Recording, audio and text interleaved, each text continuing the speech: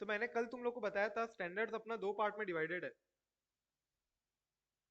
Total दो standard है अपने। एक हो गया क्वालिटी कंट्रोल वाले स्टैंडर्ड्स, जिसमें एक ही पढ़ना है अपने को, एसक्यूसी वन एक ही है, SQC one standard on quality control. और दूसरा क्या हो गया, एंगेजमेंट वाले स्टैंडर्ड्स। तो मैंने तुम लोग को बताया सबसे पहले तो डिफरेंस अपन देख चुके हैं, एक बार फिर से देख लेते हैं। एसक्यूसी वन और तुम्हारा एसए 220, बोलो क्या डिफरेंस है। बताया था ना 220 में। अच्छा नाम देखोगे तो याद आ जाएगा डिफरेंस। नाम क्या है एसक्यूसी वन का? Quality controls, quality control for firm, firm that performs audit, that performs review of historical financial information, that performs other assurance, or that performs related service engagements। याद आया कुछ? एसक्यूसी वन अगर मैं बोलूं किसको applicable है, तो फर्म वाइड एप्लीकेबिलिटी है, मतलब समझ रहे हो, फर्म वाइड है ये, यानी कि applicable to all engagements, all engagements, applicable to all engagements, all engagements, चाहे ये अश्योरेंस एंगेजमेंट हो, चाहे ये नॉन अश्योरेंस एंगेजमेंट हो।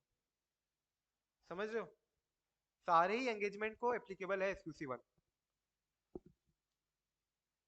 अलग अलग एंगेजमेंट्स होते हैं। एक तो अपना ऑडिट हो गया, ऑडिट के लिए क्या है, स्टैंडर्ड्स ऑन ऑडिटिंग। तो ये जो एस ए 220 है, ये किसके लिए एप्लीकेबल है, एंगेजमेंट वाइड है ये। एप्लीकेबिलिटी अगर मैं बोलूँ तो ये एंगेजमेंट स्पेसिफिक है, और उसमें भी कौन सा एंगेजमेंट, ऑडिटिंग एंगेजमेंट। मतलब अश्योरेंस एंगेजमेंट में के अंदर भी सिर्फ और सिर्फ कौन सी बात हो रही है यहाँ पे, ऑडिटिंग एंगेजमेंट। भाई अश्योरेंस एंगेजमेंट में भी दो अलग अलग होते हैं, एक हो गया ऑडिट, एक हो गया रिव्यू एंगेजमेंट्स। और other than assurance, other assurance engagements भी होते हैं। नॉन अश्योरेंस में जैसे तुम्हारा आ गया क्या, रिलेटेड सर्विस, जैसे तुम्हारा कंपाइलेशन वगैरह तुम करके दे रहे हो, कंपाइलेशन ऑफ फाइनेंशियल स्टेटमेंट या जैसा भी रिलेटेड सर्विस। इसमें ऑल्दो ऑडिटर ओपिनियन नहीं देता है, ऑडिटर इसकी रिपोर्ट देता है, बस एक ओपिनियन नहीं देता है, यहाँ सब में ओपिनियन देता है ऑडिटर, इसलिए इसको क्या बोलते हैं अपन, अश्योरेंस एंगेजमेंट, राइट। तो ये जो है एंगेजमेंट स्पेसिफिक है, इसमें भी ये अश्योरेंस एंगेजमेंट के अंदर ऑडिटिंग जो तुम करोगे, सिर्फ और सिर्फ ऑडिटिंग एंगेजमेंट को ही क्या लगेगा, ऐसे 220। जबकि एसक्यूसी वन सारे एंगेजमेंट, तुम्हारे कोई सी भी एंगेजमेंट हो सबको लगेगा। तो बाकी मोस्टली चीजें तुमको सेम मिलेगी, एसक्यूसी वन का मैटर और एसए 220 का मैटर। इवन क्वेश्चन भी आएगा तब भी तुमको लगेगा कि क्या करना है, एसए 220 या एसक्यूसी वन, राइट। बट तुमको समझ में आएगा क्वेश्चन की लैंग्वेज से, जब मैं ये बात क्लियर होगी जो मैं बता रहा हूँ, क्या कि क्वेश्चन पूछेगा फर्म को क्या करना चाहिए, फर्म को। तो एसक्यूसी वन में की डिफरेंस क्या आता है, जहां भी तुम आंसर देखोगे या जहां भी अपन जो अभी नीचे पढ़ने वाले हैं, या हर जगह रिस्पॉन्सिबिलिटी किस पे आ रही है, एंगेजमेंट पार्टनर की नहीं आ रही है, यहाँ पे फर्म की रिस्पॉन्सिबिलिटी आ रही है, एंगेजमेंट पार्टनर की ऐसे 220 में आ रही है पूरी रिस्पॉन्सिबिलिटी।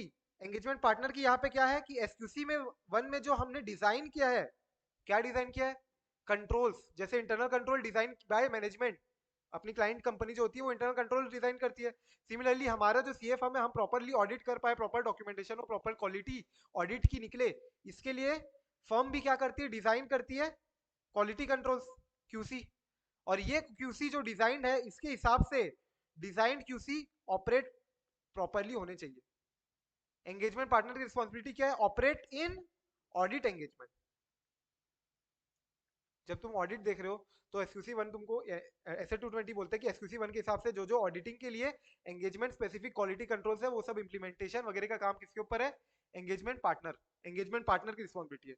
यहाँ पे अगर मैं बोलूँ तो फर्म वाइड पूरा फैला हुआ है, और उसमें भी स्पेसिफिकली फर्म में किसकी रिस्पॉन्सिबिलिटी आएगी, ना कि एंगेजमेंट पार्टनर की, जबकि सीईओ या फिर MD of the partnership firm, मतलब कि फर्म में हेल्ड किसका, गला किसका पकड़ेंगे, रिस्पॉन्सिबल कौन होगा अगर कुछ भी क्वालिटी कंट्रोल में कुछ भी फ्लॉ वगैरह निकलता है, तो एमडी सीईओ और उनके इक्विवेलेंट जैसे लोग। जबकि यहाँ पे कौन, जो उस ऑडिट के लिए एंगेजमेंट पार्टनर है, वो ऑडिट स्पेसिफिक एंगेजमेंट पार्टनर जो है, उसका गला पकड़ा जाएगा ऐसे 220 में।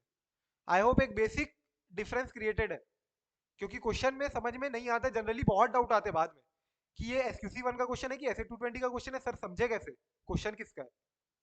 क्वेश्चन जनरली अगर एक तो स्पेसिफिकली बोल देगा पहली तो कि भैया एसक्यूसी 1 के हिसाब से ये बताओ हमको, नहीं अगर बोला तो तुमको ये एक डिफरेंस क्रिएट करके चलना पड़ेगा, समझने आना पड़ेगा कि क्या बोल रहा है वहां पे, ठीक है। तो एसक्यूसी 1 में क्या बताया, फर्म वाइड पूरा एप्लीकेबल है, सारे एंगेजमेंट्स को एप्लीकेबल है, जिसमें सबसे मेन इंपॉर्टेंट रिस्पॉन्सिबिलिटी किसके ऊपर आती है, एमडी इक्विवेलेंट, एमडी या उसके इक्विवेलेंट, या सीईओ ऑफ द फर्म या उसके इक्विवेलेंट, चीफ एग्जीक्यूटिव ऑफिसर या उसके इक्विवेलेंट। तो देखो अपन सबसे पहले अब देखते हैं system of quality control, elements of system of quality control.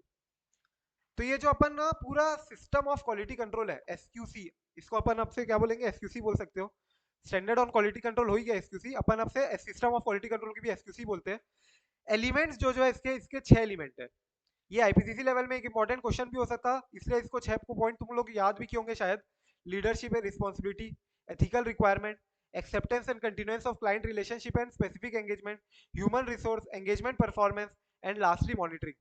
तो 6 है, इसके कुछ भी कुछ अपन बना के याद कर सकते करते थे पहले, महल या लहिम, ऐसा कुछ भी याद किया हुआ है, बट फाइनल लेवल पे ऐसा कुछ याद रखने की जरूरत नहीं है, स्पेसिफिक पॉइंट वाइज याद करने की जरूरत नहीं है, क्योंकि ये क्वेश्चन नहीं आएगा कि भैया पूरे एलिमेंट्स बताओ, क्योंकि एक एक एलिमेंट के अंदर डिग इन करना है अपने को भी।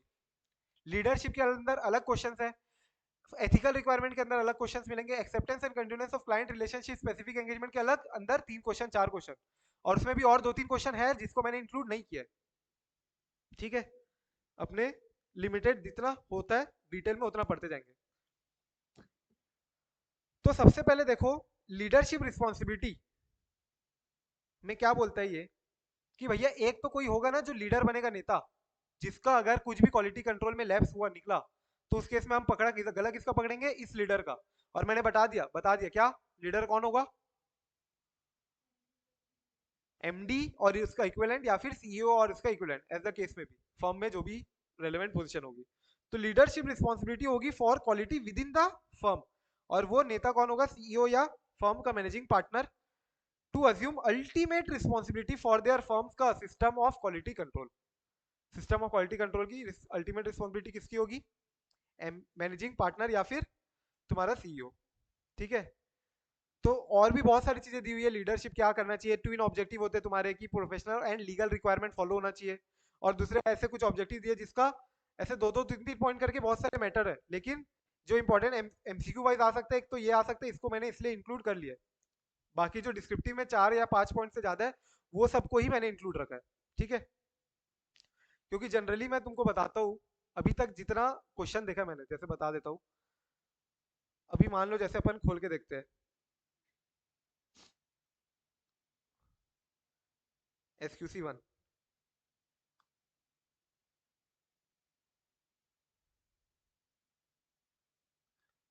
अब ये 33 पेज का स्टैंड SQC है, ठीक है। ऐसे जनरली अपने को सारे स्टैंडर्ड इतने के ही मिलते हैं, 30-35 पेज के। अब ये SQC 1 जैसे है, तो इसमें क्वेश्चन कहाँ कहाँ पे है, एक तो शुरू में डेफिनेशन दिया है, एंगेजमेंट पार्टनर किसको बोलेंगे, एंगेजमेंट टीम किसको बोलेंगे, नेटवर्क फर्म किसको बोलेंगे, स्टाफ ये वो। फिर देखो एलिमेंट्स दिया है सिस्टम ऑफ क्वालिटी कंट्रोल के, 6 एलिमेंट दिया है, और हर एलिमेंट को फिर डिग इन किया। लीडरशिप रिस्पॉन्सिबिलिटी में क्या है, तो इसमें मैंने बता दिया, जैसे कि ये मैंने इंक्लूड किया सीईओ या फिर मैनेजिंग पार्टनर और इक्विवेलेंट। अब इसमें और ये ट्विन ऑब्जेक्टिव दिया हुआ है, तो ऐसे छोटे मोटे एबीसी करके और 3 पॉइंट दिया हुआ है, तो ऐसे छोटे छोटे करके बहुत सारे पॉइंट दिए रहते हैं जनरली। तो इसको अगर अपन को एक बार दिमाग में रखना है तो रख सकते हो, बट इन दी एंड जितना अभी तक मैंने देखा है क्वेश्चन आते हैं स्टैंडर्ड से या फिर एसक्यूसी से कभी भी, तो जनरली ऐसे क्वेश्चन होंगे जिसमें मिनिमम 4 पॉइंट हो। तो जिस क्वेश्चन में मुझे नहीं दिखते 4 पॉइंट, उसको मैं इंक्लूड नहीं करता हूँ। हालांकि वो अगर एकदम इंपॉर्टेंट है एमसीक्यू लेवल पे, तो फिर मैं उसको इंक्लूड कर लेता हूँ, ठीक है। और एनीवे पूरा का पूरा 33 पेज का एक स्टैंडर्ड पढ़ना, फिर उसको अल्टीमेटली रिवाइज करना, और फिर लास्ट डे 1.5 डे में रिवाइज करना, खुद में बहुत ज्यादा डिफिकल्ट हो जाएगा, राइट। तो इसलिए अपन लिमिटेड जितना इंसर्शन किया हुआ है उतना काफी है समझो। अल्टीमेटली उसके बाद भी लेकिन चांसेस है कि question out of the book आ सकता है, एक क्वेश्चन आ सकता है, 4 में से एक या 5 में से एक, 5 क्वेश्चन आते हैं स्टैंडर्ड्स के जनरली, तो एक खादा कोई ऐसा आ सकता है। अब जनरली क्वेश्चन भी देखोगे स्टैंडर्ड्स में, ये जब भी क्वेश्चन इसमें सेट हुआ है, तो इसमें देखो ये एक एमसीक्यू सेट हुआ है, एटलीस्ट एनुअली फर्म को रिटर्न कंफर्मेशन ऑब्टेन करना है। अब ये इसमें इतने सारे पॉइंट दिए हुए हैं, तो ये 3 पॉइंट वाला जैसा पॉइंट है कंप्लाई करना एथिकल रिक्वायरमेंट को। अब ये वाला एक क्वेश्चन आ चुका है कि इंटीग्रिटी देखने के लिए ऐसा क्या करेगी फर्म, क्या कंसिडर करेगी, एग्जाम्पल बताओ। क्वेश्चन आया हुआ है ये। इंटीग्रिटी, इंटीग्रिटी का आएगी अपनी, एथिकल रिक्वायरमेंट है एक एलिमेंट अपना, one of the element is also ethical requirement. Ethical requirement के अंदर क्या आएगा, वही IOC P2, integrity, objectivity, confidentiality, professional competence and due care and professional behaviour, वही 5 पॉइंट उसके अंदर दिया हुआ है। ये पूरे 5 पॉइंट यहाँ पे वापस से मिलेंगे तुमको। लेकिन अब इंटीग्रिटी देखने के लिए, इंटीग्रिटी देखने के लिए क्लाइंट की फर्म क्या क्या कंसिडर करेगा, एग्जाम्पल बताओ। तो ये क्वेश्चन आया हुआ है। अब इसमें से 1 2 3 4 5 6 7 पॉइंट दिए हुए हैं। 5 मार्क का क्वेश्चन होगा, अगर तो तुम इन सातों में से कोई भी 5 लिखते हो तो तुमको 5 के 5 मिल जाएंगे, पूरे 5 मिलते हैं। ऐसा कुछ नहीं, ऑडिट में मार्क्स कटेंगे ही कटेंगे। अगर प्रॉपरली 5 लिखोगे तो 5 के 5 मिलेंगे तुमको आंसर में। ठीक है, तो अब जैसे 7 पॉइंट है तो ये क्वेश्चन सेट किया। इस बार जो अभी क्वेश्चन आया है कल, यानी जो नवंबर 2022 का जो अभी पेपर हुआ है, उसमें कौन सा क्वेश्चन आया है? अब जैसे ये क्वेश्चन आया नहीं है, बट इसको मैंने इंक्लूड कर दिया अपने बुक में। ये वाला क्वेश्चन आया नहीं, स्टिल मैंने इंक्लूड कर दिया। ये वाला क्वेश्चन आया है इस बार। इसमें देखो 4 पॉइंट है। क्या क्वेश्चन है? सिंपल है क्वेश्चन। अगर तुमको मान लो एंगेजमेंट में ऐसी कोई इन्फॉर्मेशन पता चल गई जो कि तुमको अगर पहले पता चलती तो तुम एंगेजमेंट एक्सेप्ट ही नहीं करते, लेकिन अब एक्सेप्ट कर लिया और तुमको बाद में पता चल रही है, तो अब तुम्हारे पास ऑप्शन क्या आ जाता है? विड्रॉ करने का। विड्रॉ करने के लिए सोच सकते हैं अपन, देखो यहाँ पे possibility of withdrawing from the engagement और from both the engagement and client relationship. तो अब विड्रॉ करने का सोच लिया है, तो तुम्हारे को क्या बनाना है? मैंने बताया एसक्यूसी क्या करना है, पूरा पूरा क्वालिटी कंट्रोल्स डिजाइन करना है अपने को। तो डिजाइन अपन क्या करते हैं? पॉलिसी और प्रोसीजर। हर जगह यही बात होने वाली, policy procedure, policy procedure, policy procedure on withdrawal. अब विड्रॉल के ऊपर भी तुम्हारी एक पॉलिसी प्रोसीजर होनी चाहिए। ऐसी पॉलिसी प्रोसीजर होनी चाहिए जो इन 4 मैटर को एड्रेस करे। और क्वेश्चन आया था यही कि बताओ ऐसी क्या पॉलिसी प्रोसीजर, ऐसे क्या मैटर देखोगे तुम एज अ पार्टनर जो इस चीज को एड्रेस करे। एक बार क्वेश्चन अगर देखना है तो ये 4 पॉइंट सिंपल है एकदम। क्या करोगे भाई विड्रॉ करने के पहले? ऐसे में भी आता ही है ये 4 पॉइंट। ये 4 पॉइंट सेम ऐसी तुमको मिलेगा कि भाई विड्रॉ कर रहे हो तो सबसे पहले उनको बताओ ये फैक्ट कि हम विड्रॉ करने का सोच रहे हैं। उसके बाद अगर तुमने फर्म लेवल पे डिटरमाइन कर लिया कि हाँ विड्रॉ करना ही है, ये मैं ये आंसर के हिसाब से बता रहा हूँ। सबसे पहले तो बताओ कि फैक्ट कि तुम्हारे इस कारण कि हम लोग फैक्ट विड्रॉ करने का सोच रहे हैं, माइट वी माइट विड्रॉ। दूसरा पॉइंट, अगर हमने डिटरमाइन कर ही लिया है क्या कि हमने को विड्रॉ करना है, तो इसके बारे में रिपोर्ट करो मैनेजमेंट, ओनर्स, रेगुलेटर्स को। तीसरा, कंसिडर वेदर क्या हमारी कोई प्रोफेशनल, रेगुलेटरी या लीगल रिक्वायरमेंट है कि रिपोर्ट करने के बारे में with respect to reason along with reason for withdrawal, जो कि अपन ने कहा देखा था सेक्शन 140 सब सेक्शन 2 का रेफरेंस दिया था मैंने। एडीटी 3 में जाता है कि भैया विड्रॉ क्यों कर रहे हैं, तो ये रीजन भरना पड़ता है अपन को with in 30 days of resignation.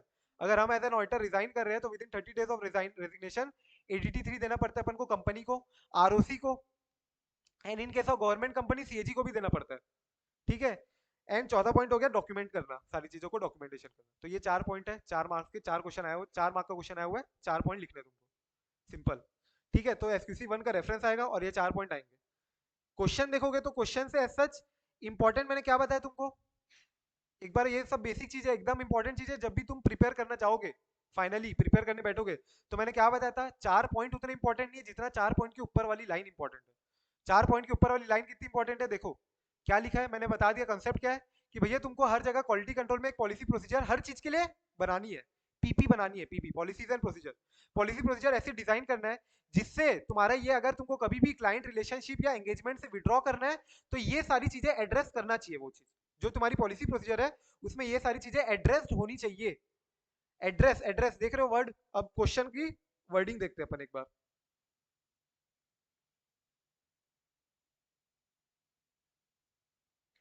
Question की वर्डिंग देखोगे अगर,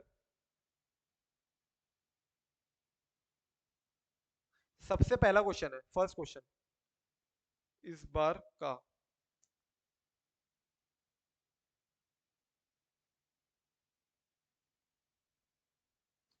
फर्स्ट क्वेश्चन क्या बोल रहे हैं देखो। AP an associate chartered accountant है, statutory auditor of XP limited for the first 4 year, last 4 years, पिछले 4 सालों से ऑडिट करते आ रहे हैं। XP limited engaged in the manufacturing and marketing of fast moving consumable good. During 21-22 company has diversified and commence providing software solution. ये लोग software business में भी घुस गई है अब company. AP and Associates, while carrying out the audit for current financial year, came to know that company has expanded its operation. अब हमको एज एन ऑडिटर पता चला कि सॉफ्टवेयर बिजनेस में भी ये लोग घुस गए और हमने आज तक कोई भी सॉफ्टवेयर कंपनी की ऑडिट तो नहीं की है, तो कैसे ऑडिट करेंगे, हमको आइडिया नहीं है. AP and Associate does not possess necessary expertise and infrastructure to carry out the audit of their diversified business activity and accordingly wishes to withdraw from the engagement and client relationship. Engagement से भी withdraw कर रहे हैं, client relationship से भी withdraw कर रहे हैं. Discuss the issues that need to be addressed before deciding to withdraw. समझ में आ रहा है कैसे एसक्यूसी 1 का क्वेश्चन? नहीं. कहीं भी रेफरेंस बोला है कि एसक्यूसी 1 के हिसाब से नहीं, बट इन जनरल जब अगर तुमको याद रहेगा कि भैया एसक्यूसी 1 में ये पॉइंट्स है, क्वेश्चन के मतलब की हेडिंग्स जो आंसर के ऊपर रहता है इंपॉर्टेंट, वो तुमको अगर दिमाग में रहेगा कि भैया पॉलिसी प्रोसीजर ऐसे होने चाहिए जो कि एड्रेस करे बिफोर विड्रॉइंग, तुमको क्या क्या पॉइंट्स कंसिडर करना चाहिए. तो वही यहाँ पे बोला कि तुमको बिफोर विड्रॉ क्या क्या पॉइंट्स इश्यूज देखने चाहिए जो इन बातों को एड्रेस करे. तो 4 पॉइंट का आंसर यहाँ पे आएगा एसयूसी 1 का. इसीलिए तो बार बार रिवाइज करते टाइम उतना मैं अभी इसलिए इस पे एम्फेसिस करवा रहा हूँ कि जब तुम लोग करोगे भी रिवाइज तो आंसर आंसर तो याद आ जाए, ठीक है, बट आंसर के ऊपर वाली लाइन बहुत इंपॉर्टेंट रहेगी. हर आंसर जो भी क्वेश्चन देख लो तुम स्टैंडर्ड का, तुमको ऊपर वाली जो लाइन है वो मिलेगी, यही इंपॉर्टेंट है. सब लोग पूरे पूरे स्टूडेंट सब यही बोलते हैं स्टैंडर्ड्स का आंसर आइडेंटिफाई करना मुश्किल है, आंसर आइडेंटिफाई करना मुश्किल है. बहुत कुछ भी मुश्किल नहीं है. अगर ये दिमाग में रखोगे ना कि स्टैंडर्ड्स का जो आंसर है उसके ऊपर की लाइन क्या बोल रही है, उसका एक हेडिंग बनाते चलो. अपन एक काम करेंगे, ये हेडिंग बनाते हुए चलेंगे. क्वेश्चन पूछ क्या सकता है, क्वेश्चन क्या पूछेगा, और क्वेश्चन ऐसा घुमा फिरा के आखिरी की पूरी रामायण करके क्या बोला उसने आखिरी लाइन में, वही आना है. हर स्टैंडर्ड का कोई भी क्वेश्चन उठा के देख लेंगे अपन, मोस्टली ऐसा ही होगा. ठीक है, तो अभी एक हो गया अपना लीडरशिप रिस्पॉन्सिबिलिटी. फिर दूसरा एथिकल रिक्वायरमेंट, ये भी एक एलिमेंट है क्वालिटी कंट्रोल का. एथिकल रिक्वायरमेंट में कुछ है नहीं, फंडामेंटल प्रिंसिपल आईओसी P2 ही है, तो उसको मैंने इंक्लूड यहाँ पे नहीं किया, यहाँ पे मैंने बाजू में डाल दिया. तीसरा acceptance and continuance of client relationship and specific engagement. इसके ऊपर काफी चर्चा करनी पड़ेगी डिटेल में कि भैया कोई भी एरा गैरा नत्थु वगैरह आया क्लाइंट तो उसका एक्सेप्ट नहीं करना है. चौथा ह्यूमन रिसोर्स के बारे में अपन को सोचना पड़ेगा कि हमारा ह्यूमन रिसोर्स है तो कौन से स्टाफ को एम्प्लॉय करें ऑडिट के लिए, क्या उसकी कॉम्पिटेंसी है, क्या उसके पास कैपेबिलिटी है, क्या उसके बारे में हम सोचते हैं, उसके रिक्रूटमेंट के बारे में, उसके प्रमोशन के बारे में, उसके करियर डेवलपमेंट के बारे में, उसके शादी की छुट्टी लेनी तो 1 महीने की छुट्टी दे रहे कि नहीं, तो ये सब भी देखना है. एंड एंगेजमेंट परफॉर्मेंस मॉनिटरिंग वगैरह. तो ये 6 एलिमेंट है, अपन को ये सब एक एक करके देखते जाना है. सबसे पहले लीडरशिप रिस्पॉन्सिबिलिटी में अंदर में एक और पॉइंट आता है इंडिपेंडेंस. लीडरशिप रिस्पॉन्सिबिलिटी का जो एक मेन पॉइंट है जहां से एमसीक्यू वगैरह कुछ आया तो वो मैंने बाजू में ही डाल दिया. इंडिपेंडेंस पे आ जाओ. अभी इंडिपेंडेंस का भी पॉइंट अपना पड़ा हुआ है ऐसे 220 का, याद है क्या, कल ही करे थे ना ऐसे 220. इंडिपेंडेंस क्या बोले थे इंडिपेंडेंस में, वही सेम मिलेगा यहाँ पे भी. इंडिपेंडेंस रेलेवेंट इन्फॉर्मेशन मेरे को लेनी है, लेकिन कहाँ से लूंगा मैं, किससे ऑब्टेन करूंगा, किस किस से लूंगा इंफॉर्मेशन. हाँ, क्लाइंट से क्यों लूंगा, क्लाइंट से हम इंडिपेंडेंट है कि नहीं, क्लाइंट से ये देखना चाहता हूँ मैं कि भैया क्लाइंट आया है तो मैं क्या इंडिपेंडेंट हूँ कि नहीं क्लाइंट से. तो मैं किस किस से इंफॉर्मेशन लूँ, जो इसकी ऑडिट करने वाले, तो बाकी एंगेजमेंट टीम मेंबर से, बाकी फर्म से, बाकी नेटवर्क फर्म से. तो एसक्यूसी 1 एक ऐसी पॉलिसी एंड प्रोसीजर ड्राफ्ट करेगा, इशू करेगा कि भैया तुम अगर कोई भी क्लाइंट आ रहा है एक्सेप्ट नहीं करोगे, कंटिन्यू नहीं करोगे उसका engagement unless you have seen the independence requirement. तो इंडिपेंडेंस रिक्वायरमेंट के लिए पॉलिसी प्रोसीजर में लिखा हुआ रहेगा क्या कि एंगेजमेंट पार्टनर को provide the firm with relevant information about client engagements including the scope of service to enable the firm to evaluate the overall impact if any on independence requirement. देखो ऐसे 220 में तो किससे स्पेसिफिक थे अपन, सिर्फ और सिर्फ ऑडिट से. तो ऑडिट से जब स्पेसिफिकली मेरे को देखना है कि मैं उसकी ऑडिट कर सकता हूँ कि नहीं, तब तो मैं क्या देख रहा हूँ कि भैया बाकी मेरे जो ऑडिटिंग पार्टनर्स है, बाकी ऑडिटिंग एंगेजमेंट टीम है, मेंबर्स है, और बाकी मेरे जो फर्म नेटवर्क फर्म्स है, क्या वो लोग इससे कोई रिलेशन तो नहीं रखते ना जिसके कारण इंडिपेंडेंस रिक्वायरमेंट मेरी ब्रीच हो. लेकिन यहाँ पे देखो क्या बोल रहे हैं, यहाँ पे अपन और भी तो सर्विसेज दे सकते हैं. तो यहाँ पे बोलना चाह रहे हैं कि हम कोई और सर्विस भी इसको देते हैं क्या जिसके कारण हम इसको एंगेजमेंट, ये वाली स्पेसिफिक एंगेजमेंट नहीं दे सकते. जैसे कि मान लो मैं उसको ऑलरेडी कंसल्टेंसी एंगेजमेंट दे रहा हूँ, तो क्या मैं उसकी स्टैट्यूटरी ऑडिट कर पाऊंगा क्या, नहीं. सेक्शन 144 मना करता है. तो मैनेजमेंट कंसल्टेंसी सर्विस दे रहे हो या उसकी बुक्स अकाउंट को कंपाइल कर रहे हो, रिलेटेड सर्विस दे रहे हो कुछ, तो उसका तुम एंगेजमेंट स्टैंडर्ड और ऑडिट वाला जो ऑडिटिंग है वो नहीं कर पाओगे. तो सबसे पहले तो बोल रहे हैं कि to provide the firm with relevant information about client engagements including scope of service, हम जो सर्विस देने वाले हैं वो क्या स्कोप है, मतलब कि क्लाइंट के साथ ये जो एंगेजमेंट हमारी होने वाली है ये कौन सी एंगेजमेंट है, ये एंगेजमेंट क्या कंपाइलेशन की एंगेजमेंट है क्या, क्या ये ऑडिट करने की है क्या, क्या ये रिव्यू करने की एंगेजमेंट है क्या, और देखो तुम और कोई सर्विसेज भी देते हो क्या ऑलरेडी, जिसके कारण तुम ये वाली एंगेजमेंट, ये स्पेसिफिक एंगेजमेंट एक्सेप्ट ना करो बिकॉज ऑफ इंडिपेंडेंस रिक्वायरमेंट। ठीक है, क्लियर ना।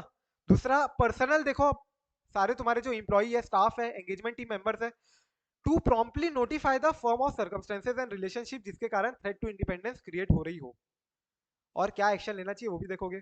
एंड तीसरा communication of relevant information to appropriate person, अगर ऐसा कोई भी थ्रेट पता चल जाती है तो तुमको फटाक से कम्युनिकेट कर देना। तो अगेन फर्म को एस्टेब्लिश करना है अपने को क्या, ऐसी पॉलिसी ऐसी procedure design to provide it with reasonable assurance कि भैया हमको कभी भी इंडिपेंडेंस रिक्वायरमेंट की ब्रीच हो तो पता चल जाए, ऐसी पॉलिसी प्रोसीजर बनाओ कि जिससे कभी भी ब्रीच ऑफ इंडिपेंडेंस रिक्वायरमेंट हो तो सामने वाला अपना एंगेजमेंट टीम मेंबर स्टाफ जो भी हो हमको आके बता दे, राइट, पता चल जाए, to enable it to take appropriate action, ताकि हम अप्रोप्रिएट एक्शन ले पाए। तो क्या क्या होगा अपने पीपी में, पीपी बोले तो पॉलिसीज एंड प्रोसीजर में क्या क्या इंक्लूड होगा, क्या क्या रिक्वायरमेंट होगी। तो जो जो इंडिपेंडेंस रिक्वायरमेंट के लिए नोटिफाइड है, सब्जेक्टेड टू पीपी है, मतलब जिनको पीपी लग रहा है उनको तुरंत तुरंत नोटिफाई करना है फर्म को कि भैया हम लोग इंडिपेंडेंट है, ये जो क्लाइंट का तुम हमारी फर्म एक्सेप्ट करना चाहती है ऑडिट एंगेजमेंट, हमारी फर्म इंडिपेंडेंट है, यानी हम इंडिपेंडेंट है क्लाइंट से, कोई दिक्कत की बात नहीं है। फर्म को देन प्रॉम्प्टली कम्युनिकेट करना है कोई भी आइडेंटिफाइड ब्रीच मिलती है, अगर इस पॉलिसी प्रोसीजर जो ड्राफ्टेड है, फॉर्मुलेटेड है, ये पॉलिसी प्रोसीजर का कहीं भी ब्रीच होता है तो फर्म को तुरंत तुरंत कम्युनिकेट करना है। एंगेजमेंट पार्टनर कैसे कम्युनिकेट करेंगे, एंगेजमेंट पार्टनर को with in the firm address करना है, और बाकी जो बंदे हैं एंगेजमेंट पार्टनर के अलावा who need to take appropriate action, उनको भी देखना है कि क्या एक्शन लेनी पड़ सकती है हमको। भैया अब ऐसा हो सकता है कि एंगेजमेंट पार्टनर बोलेगा कि एक काम कर तू इस ऑडिट से हट जा अभी के लिए, या फिर बाकी पर्सनल भी बोल सकते कि सर मैं ये ऑडिट में नहीं रहूंगा, या फिर ये ऑडिट सर एक्सेप्ट मत करो क्योंकि हम सब इंडिपेंडेंट नहीं हो पा रहे हैं इसके कारण। तो एंगेजमेंट पार्टनर को क्या एक्शन लेनी है, कैसे वो एड्रेस करेगा, बाकी पर्सनल कैसे एड्रेस करेंगे, और प्रॉम्प्टली कम्युनिकेट कर देना ये बात फर्म को bye the engagement partner and by the other relevant personal.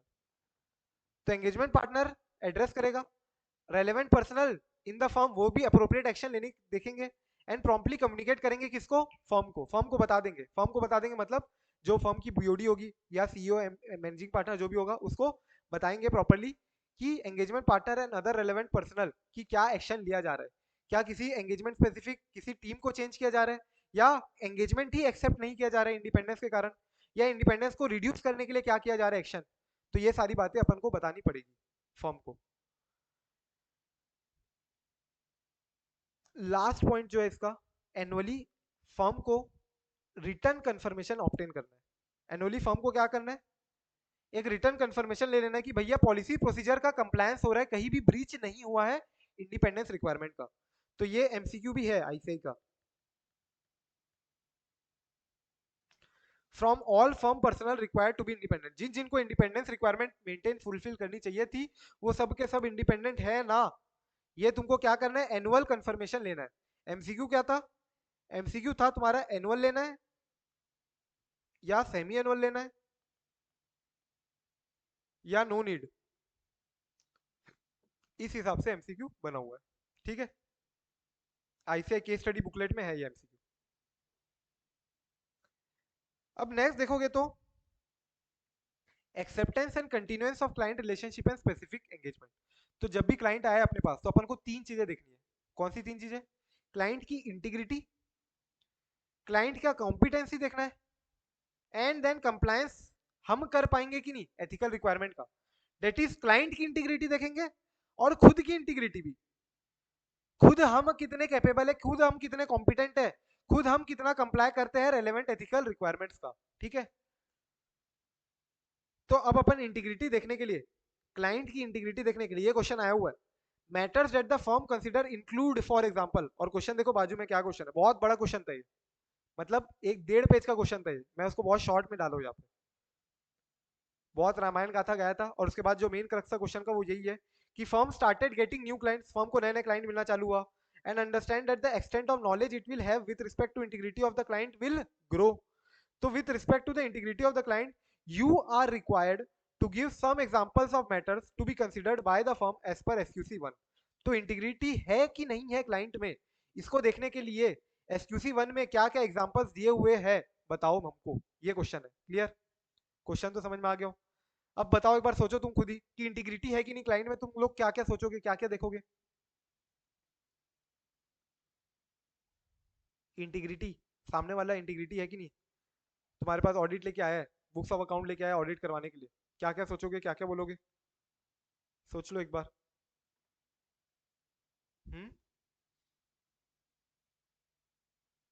Credit worthiness देखोगे. क्रेडिट वर्दीनेस क्यों देखोगे, उसके साथ बिजनेस थोड़ी ना करना है, उसको लोन देना है क्या, तुमको पैसा दे रहे हो उसको, पैसा देने जाते हो या बिजनेस करते हो तो देखोगे ना उसकी क्रेडिट वर्दीनेस.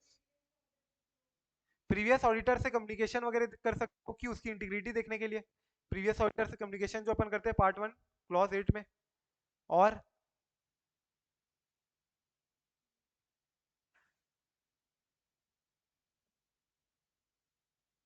कुछ भी सोचो, कुछ भी एक हाथ पॉइंट, कुछ भी सोचो, कुछ तो देखोगे. सामने वाला आ गया, मान लो खड़ा है तुम्हारे ऊपर, क्या पूछोगे उससे.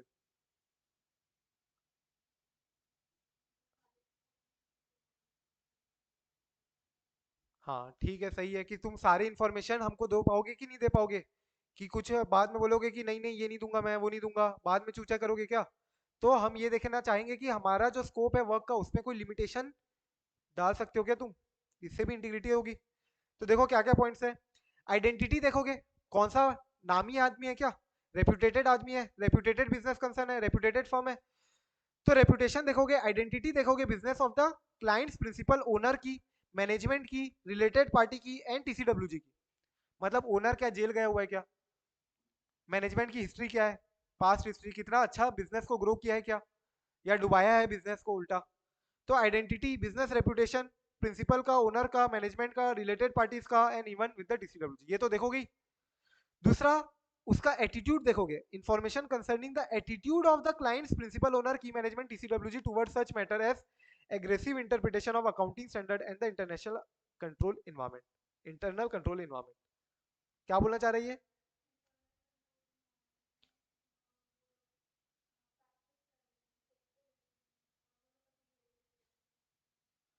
तो एटीट्यूड कैसा है, क्या वो लोग एकदम ज्यादा एग्रेसिव एटीट्यूड है, मतलब ऐसा बोलते हैं ना अपन कि एक अकाउंटिंग पॉलिसी बहुत ज्यादा एग्रेसिव है जबकि दूसरी अकाउंटिंग पॉलिसी काफी कंजर्वेटिव है, ऐसा सुने हो. भाई अगर तुम मान लो एग्जांपल के लिए एसएलएम लगा रहे हो और वेटेड एवरेज तुम्हारा क्या डब्ल्यूडीवी लगा रहे हो, तो पहली बात तो ये अकाउंटिंग पॉलिसी नहीं है, अकाउंटिंग एस्टिमेट है ये. बट एसएलएम हर साल इक्वल इक्वल लगेगा जबकि डब्ल्यूडीवी शुरू में ज्यादा लगेगा. तो जो ज्यादा लग रहा है तो ज्यादा डेप्रिसिएशन शुरू में लगेगा.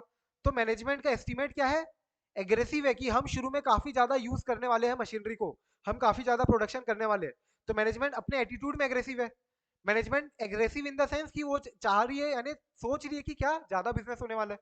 तो मैनेजमेंट का एटीट्यूड देखो कि वो कैसे एड्रेस करती है कोई चीज को, क्या इंटरप्रेट करती है, उनका क्या इंटरप्रिटेशन होता है. Aggressive interpretation of accounting standards and the internal control environment, management ने कितना अच्छे से इंटरनल कंट्रोल इन्वायरमेंट को इंप्लीमेंट करके रखा है. तीसरा, क्लाइंट के ऑपरेशन को तो देखोगे, नेचर ऑफ क्लाइंट्स ऑपरेशन भी तो देखोगे, कि समझ में आएगा ना इससे, कि तुमको समझ में आ जाता होगा कि कच्चे का धंधा है कि ये पक्के का धंधा है, कितना ज्यादा कच्चे में होता है ये वाला चीज. ट्रांसपोर्टेशन का धंधा जैसे पहले बहुत कच्चे में था, अब जीएसटी आने के बाद काफी हो गया, बट स्टिल कच्चे में काफी होता है. लोहे का ये तो, बाकी कुछ धंधे होंगे जैसे मान लो ट्रेडिंग कंसर्न है स्टॉक मार्केट का, ट्रेडिंग में, तो वो तो पूरा का पूरा पक्का ही होगा ऑफ कोर्स. तो ये सबसे देख के तुम सोच सकते हो कि कितना ज्यादा ये घुमा फिरा सकता है अपने फाइनेंशियल स्टेटमेंट्स को. Trading concern clients operation nature उसको देख के, क्लाइंट किस बिजनेस में उसका नेचर देख के. चौथा, indications that the clients might be involved in money laundering या क्रिमिनल एक्टिविटी में इन्वॉल्व है क्या. Reason for the proposed appointment of the firm या non reappointment of the previous firm, previous firm ने क्यों रीअपॉइंट नहीं किया वापस से प्रीवियस ऑडिटर ने. तो प्रीवियस ऑडिटर से कम्युनिकेट करूंगा तो पता चलेगा ना, वो बताएगा मुझे कि भैया हमने क्यों रीअपॉइंट इसको वापस से, यानी क्लाइंट से भी पता चल जाएगा और क्लाइंट ने भी क्यों प्रीवियस फर्म को रीअपॉइंट नहीं किया as an auditor. Previous auditor से अपन कम्युनिकेट करके पता कर सकते हैं. और हमको क्यों अपॉइंट किया, एज एन ऑडिटर हमें ही क्यों अपॉइंट कर रहे हैं। And lastly, client is aggressively concern with maintaining the firm fee as low as possible, fee जबरदस्ती हमारी कम पे कम किया जा रहा है। And appropriate limitation, inappropriate limitation कुछ लगाया गया हमारे स्कोप ऑफ वर्क पे। तो इसके देखो एक बार स्टोरी वाइज याद हो जाएगा। पॉइंट्स कैसे याद रख सकते हो कि मान लो क्लाइंट आया तुम्हारा, तुम उसकी इंटीग्रिटी देखना चाहते हो, तो सबसे पहले क्या देखोगे, उसकी आइडेंटिटी देखोगे, रेपुटेशन देखोगे कितना ज्यादा रेपुटेड बंदा है। तो बहुत ही ज्यादा रेपुटेशन वाला है तो वो अपना एटीट्यूड दिखाएगा, अच्छे से दिखाएगा अपना एटीट्यूड की नहीं, अपना एटीट्यूड दिखाएगा। ओनर टीसीडब्ल्यू जी ये है, हमारे पास इतना बड़ा मैनेजमेंट है, सारे आईआईएम अहमदाबाद वाले, एमबीए ये वो सब दिखाएगा अपना। तो एटीट्यूड दिखाया वो। तो मैंने पूछा उसको क्या कि ऑपरेशन क्या है तुम्हारा, बिजनेस क्या करते हो। तो उसने बोला अरे कुछ नहीं, मनी लॉन्ड्रिंग का काम है हमारा। तो मैं समझ गया क्या कि इसीलिए ये प्रीवियस ऑडिटर फर्म ने इसका ऑडिट करने से मना कर दिया होगा और ये हमारे पास आ गया अभी। तो मैंने उसको बहुत ज्यादा फी कोट की, क्यों, क्योंकि इसका बिजनेस ही बहुत ज्यादा रिस्की है, मनी लॉन्ड्रिंग वाला है। तो वो मेरी फी को कम कराया जा रहा है, कम कराया जा रहा है मेरी फी को। एंड बोल रहे कि ये नहीं चेक करने दूंगा, कैश वाले ट्रांजेक्शन मैं नहीं करने दूंगा क्योंकि मनी लॉन्ड्रिंग है हमारा, ये है वो है, कैसे करने दे दूँ, ये ऑडिट नहीं करने दूंगा, हमारे स्कोप ऑफ वर्क में लिमिटेशन डाल रहे हैं। ठीक है, तो 5 पॉइंट ऐसे याद रख सकते हैं। Identity, reputation of the business. दूसरा मैंने क्या बोला, रेपुटेशन था उसकी बहुत ज्यादा, तो हमको क्या दिखा रहा था वो, एटीट्यूड। तो एटीट्यूड में अपन को क्या बोलना है कि कितना ज्यादा एग्रेसिव है वो अकाउंटिंग स्टैंडर्ड को इंप्लीमेंट करने में, या और कोई पॉलिसी प्रोसीजर को इंप्लीमेंट करने में कितना ज्यादा एग्रेसिव है, एटीट्यूड कैसा है उसका। फिर एटीट्यूड दिखाया तो हम उससे पूछे कि धंधा किस चीज का है, धंधा किस चीज का है। तो उसने क्या बताया, मनी लॉन्ड्रिंग, मनी लॉन्ड्रिंग का बताया। तो मैं समझ गया क्या कि प्रीवियस ऑडिटर फर्म ने इसलिए इसको छोड़ा होगा और इसलिए ये हमारे पास आया है। रीजन, रीजन ये भी पॉइंट है ना, रीजन पता लगाना कि हमारे पास क्यों आया है और पिछले ऑडिटर को क्यों छोड़ा। पता चल गया हमको कि रीजन कि हमारे पास क्यों आया और पिछले ऑडिटर को क्यों छोड़ा। एंड इसलिए हमने फीस बहुत ज्यादा कोट की। पता है और कोई तो कहीं जाएगा तो भगा देंगे इसको, इसलिए हमने फीस ज्यादा कोई, लेकिन इसने फी कम कम कराया जा रहा है। हमने बोला कि हमको ये चीजें करनी, तो भी उसमें लिमिटेशन लगाया जा रहा है स्कोप ऑफ द वर्क पे। ठीक है, क्वेश्चन आया हुआ है, आंसर भी आया हुआ है। क्वेश्चन एग्जाम में नहीं आया हुआ है बट आरटीपी एमटीपी का क्वेश्चन है। ठीक है, इसके बाद ह्यूमन रिसोर्स। तो ह्यूमन रिसोर्स में मैंने बताया क्या क्या चीजें देखोगे तुम एज एन एचआर वगैरह, पॉलिसीज प्रोसीजर जो होनी चाहिए। तो भैया रिक्रूटमेंट कैसा हो रहा है, आजकल तो सारे रिक्रूटमेंट कैसे होते हैं, ऑनलाइन। तो ऑनलाइन रिक्रूटमेंट हो रहा है तो सीवी में क्या फोटो है, अगर फोटो नहीं है तो फोटो देखो, जो फोटो में बंदा है वही इंटरव्यू दे रहा है ना, ये पता चला उसके बदले कोई और इंटरव्यू दे रहा है। रिक्रूटमेंट की सारी पॉलिसीज, प्रमोशन कैसे होगा, इवेल्युएशन करना, कैपेबिलिटीज, कॉम्पिटेंसीज, कंपेंसेशन कितना देगा तुम उसकी पर्सनल नीड को देखते हो कि नहीं, छुट्टी उट्टी में भेजते हो कि नहीं, करियर डेवलपमेंट के बारे में क्या सोचते हो उसकी, ये सब से रिलेटेड जो पॉलिसीज प्रोसीजर होगी, ये सारी चीजें एड्रेस करनी चाहिए उसको ह्यूमन रिसोर्स में। तो क्वेश्चन अगर आता है as per SQC 1 human resource से रिलेटेड क्लाइंट में या सॉरी तुम्हारे फर्म में, फर्म वाइड कैसी एचआर पॉलिसीज प्रोसीजर होनी चाहिए, क्या क्या बातों को एड्रेस करना चाहिए। तो क्या क्या, recruitment, promotion, career development, personal needs, career development, personal recruitment, promotion, और कंपेंसेशन, कैपेबिलिटीज, कॉम्पिटेंसीज, कैसे कॉम्पिटेंसी डेवलप करोगे, कैसे उनको कैपेबल बनाओगे, कैसे उनको कंपेंसेट करोगे, सैलरी, रेम्युनरेशन, राइट। तो ये सब तुम्हारी क्या होगी, एचआर पॉलिसी से रिलेटेड वाली बात है, वही सेम जो अपन ऑलरेडी पढ़ता है। इसके बाद देखो नेक्स्ट क्वेश्चन क्या आ सकता है। अपन अभी तक क्या देख रहे थे, इंटीग्रिटी, अपना इंटीग्रिटी देख लिया अपन ने। अब अपन क्या देखने वाले हैं, कॉम्पिटेंसी। तीन चीजें देखनी ना अपने को, acceptance and continuation of client relationship and specific engagement में तीन चीजें देखनी है कि भैया हम सामने वाला क्लाइंट है एक्सेप्ट कब करेंगे, जब हम उसकी इंटीग्रिटी देखेंगे, जब हम देखेंगे कि हम कॉम्पिटेंट है कि नहीं है, और तीसरी बात हम क्या रेलेवेंट एथिकल रिक्वायरमेंट को कंप्लाई कर रहे हैं कि नहीं कर रहे। तो कॉम्पिटेंसी देखने के लिए अब देखो क्या बोलता है, जब firm has the capability, competency, time भी है, रिसोर्सेज भी है, उसके पास बहुत सारे स्टाफ है, बहुत टाइम है, कॉम्पिटेंट स्टाफ है, और फर्म कैपेबल है to undertake a new engagement from a new और एग्जिस्टिंग क्लाइंट। मतलब सामने वाला क्लाइंट लेके आया है और हम देखना चाह रहे हैं कि क्या हम उस ऑडिट को एक्सेप्ट करें, क्या उस रिव्यू एंगेजमेंट को एक्सेप्ट करें, क्या उसके जो एंगेजमेंट लेके आया उसको एक्सेप्ट करें या ना करें। तो उसके लिए हम अपने फर्म की कैपेबिलिटी देखेंगे, क्या हमारे फर्म वाकई में इतने करने के लिए काबिल है, capability, competency, time and resources, capability, competency, time and resources. The firm reviews the specific requirement, जो जो भी लग रहा है उसको देखने लायक वो देखेगी, of the engagement and existing partner and staff profile, सबको देखेगी कि किसने ऑडिट क्या किया है, ये पार्टनर ने पुराना इसका हिस्ट्री क्या है, ये लोहे के जनरली लोहे बिजनेस वाले की ऑडिट करता है, एक फर्म, एक का जो पार्टनर है वो जनरली बैंक वालों की ऑडिट करता है, एक दूसरा है जो जनरली इंश्योरेंस ऑडिट करता है। तो सारे की पार्टनर की स्टाफ की प्रोफाइल देखो एट ऑल रेलेवेंट लेवल, और उसमें ये जरूरी आ जाएगा कि matters the firm consider include, matters the firm considers, मतलब कब कंसिडर करने की बात हो रही है, matters the firm considers when जब हम कैपेबिलिटी देख रहे हैं, कॉम्पिटेंसी देख रहे हैं हमारी, हम कैपेबिलिटी देख रहे हैं, कॉम्पिटेंसी देख रहे हैं, ये टाइम देख रहे हैं, रिसोर्सेज देख रहे हैं, तो ये सब देखते टाइम क्या क्या कंसीडर करूंगा मैं। क्वेश्चन समझ में आ रहा है कि नहीं, कैसा क्वेश्चन बनेगा? अल्टीमेटली क्वेश्चन की लास्ट लाइन क्या होगी? Matters the firm needs to consider when determining what, whether firm has, determining that the firm has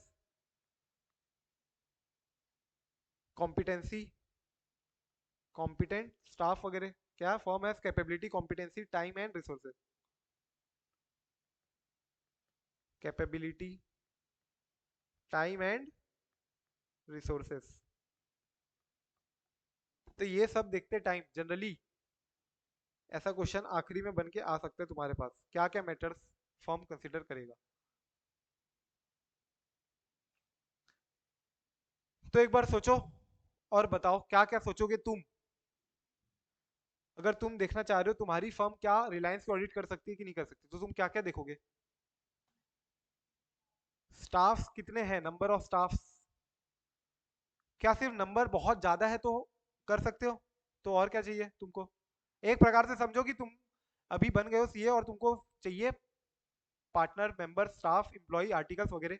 अब तुमको हायरिंग के लिए बैठ गए तुम, और तुम्हारे पास बहुत सारी ऑडिट पड़ी हुई है, तो तुम क्या क्या देखोगे, किस किस को लोगे, क्या क्या चाहिए? हाँ, कॉम्पिटेंट होना चाहिए, यही तो कॉम्पिटेंसी देखने के लिए क्या क्या मैटर्स एड्रेस करोगे तुम, कि को कॉम्पिटेंट है या नहीं है। एक्सपीरियंस देखोगे, तो एक पॉइंट क्या हो गया मेरा, एक्सपीरियंस कितना है, 20 साल का एक्सपीरियंस है तो चलो भाई कर लेगा, टैकल कर ही लेगा ये, एक पॉइंट तो हो गया एक्सपीरियंस। दूसरा बहुत इंपॉर्टेंट होता है जब तुम लोग भी जाओगे, रेलेवेंट एक्सपीरियंस, एक्सपीरियंस, और दूसरा रेलेवेंट एक्सपीरियंस। अब तुम मान लो ऑडिट से स्विच हो रहे हो टैक्सेशन में, बिग फोर में, तो हो सकता है बिग फोर तुमको हाइक ना दे, वही अगर तुम big four to another big four जा रहे हो, मान लो ऑडिट से ही ऑडिट में, तो तुमको ज्यादा अच्छा हाइक मिल जाए, same industry, same relevant industry का एक्सपीरियंस है तुम्हारे पास, तो उस केस में तुमको ज्यादा तवज्जो दी जाएगी, राइट। तो एक पॉइंट हो गया एक्सपीरियंस, एक पॉइंट हो गया कौन सा तुम्हारा, number of participants, number of employ, staff, engagement, partner, teams, जो भी है।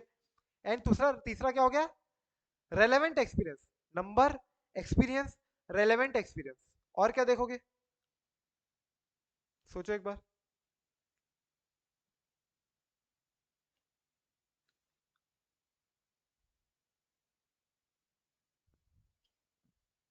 हम्म,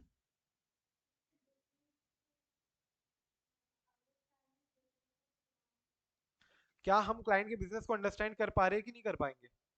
हम क्या क्लाइंट के बिजनेस को, जैसे कि यहाँ पे हुआ था सॉफ्टवेयर वाले ऑडिट हम नहीं कर पाए थे आज, इस बार जो क्वेश्चन आया था, तो ऑलरेडी कॉन्ग्लोमरेट टाइप की थी, एफएमसीजी कंपनी थी, और साथ ही साथ सॉफ्टवेयर में भी घुस गई, तो हमने सोचा कि इतना डाइवर्सिफिकेशन का ऑडिट तो कभी किया नहीं है और कर भी नहीं पाएंगे। तो तुमको ये देख करना पड़ेगा कि whether we are eligible to do that specific work, point मिलेगा तुमको। हाँ,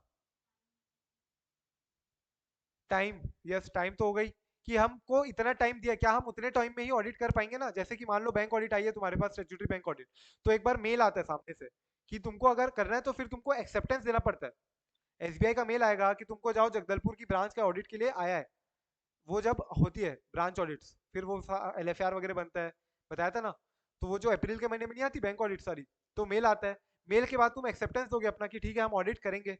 तो इन केस लग रहा है तुमको कि मेरे से तो नहीं हो पाएगी, आज तक मैंने किए नहीं 2 दिन में ऑडिट, जनरली सबको 2-2 दिन में करके देते हैं, तो मैं तो नहीं कर पाऊंगा, तो डेडलाइन जो है तुमको लग रहा है, तो उस हिसाब से तुम देखोगे क्या क्वेश्चन क्या चल रहा है, मैटर्स जो कि फर्म कंसिडर करेगी विथ रिस्पेक्ट टू हम कैपेबल है कि नहीं, हम कॉम्पिटेंट है कि नहीं, हम रिसोर्सफुल है कि नहीं, एंड टाइम, तो टाइम के केस में तुमको टाइम भी देखना ही पड़ेगा, क्या कि भैया डेडलाइन क्या है, कितने दिन तक मुझे देना पड़ेगा, तो देखो फटाफट से एक बार पॉइंट देखो, क्या तुम्हारे पास रेलेवेंट एक्सपीरियंस है?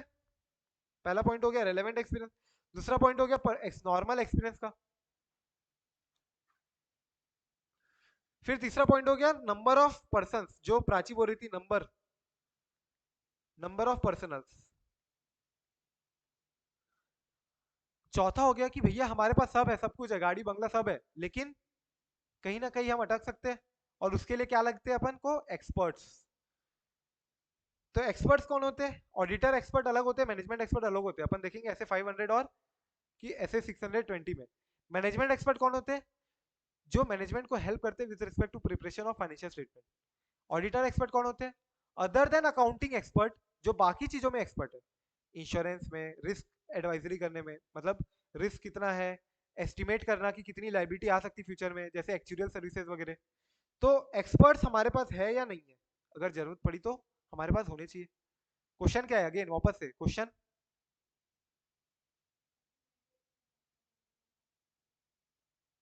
जब फर्म डिटरमाइन की है whether the firm has competency, capability, time and resources, right?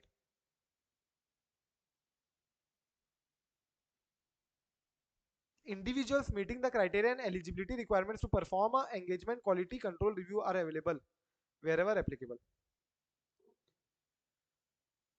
तो तुमको मैंने बताया था ऐसे 220 में EQCR होता है, एंगेजमेंट क्वालिटी कंट्रोल रिव्यू। तुमने जो ऑडिट किया है उसका EQCRR आएगा और EQCR करके जाएगा। सिमिलरली EQCRR तो तब आएगा ना जब वहां पे होगा। क्या हमारे फर्म में EQCRR जैसा कोई बंदा है, इंडिविजुअल है, एलिजिबल बंदा जो हमारी रिव्यू कर सके फर्म वाइड? समझ में आ रहा है क्या? फिफ्थ पॉइंट, क्या individuals meeting the criteria and eligibility requirement to perform engagement quality control review are available और नॉट? And lastly, firm would be able to complete the engagement within the reporting deadline और नॉट? Deadline तो देखोगी।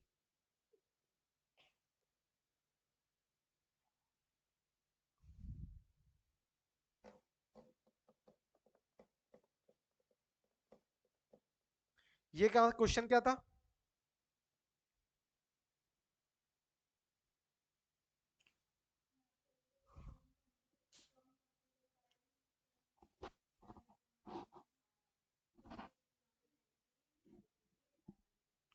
Time and resources of,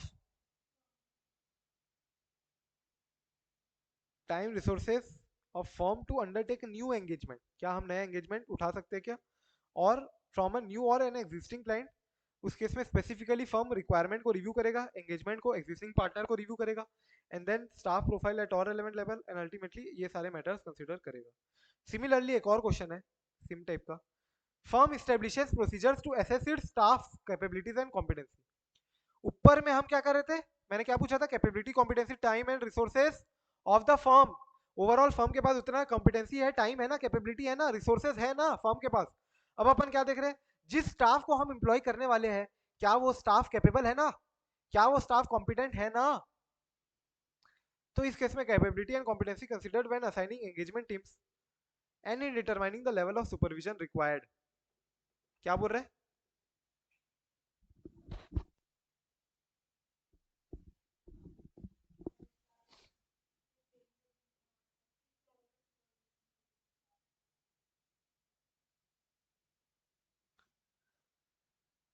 तो यहाँ पे देखना चाह रहे हैं कि हमारे जो कैपेबिलिटी, हमारे जो स्टाफ है वो कितने कैपेबल है, कितने एबल है, कितने कॉम्पिटेंट है, और क्या हमको उसको फर्दर ट्रेनिंग देनी पड़ेगी क्या, कि उनको ऑलरेडी आता है क्या, पहले से ट्रेंड है क्या, वेल ट्रेंड है क्या? तो इस केस में क्या क्या तुम देखोगे, सोचो एक बार।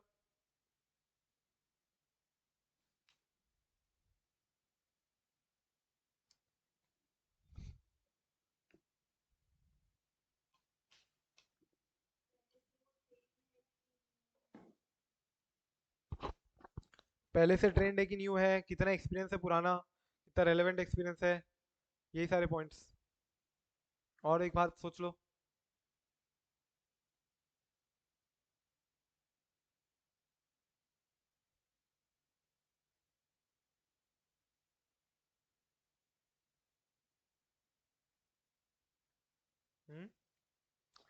देखो क्या क्या बोल रहे हैं।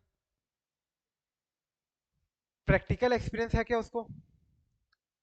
सिमिलर नेचर का क्या उसने कभी पहले एंगेजमेंट किया हुआ है क्या?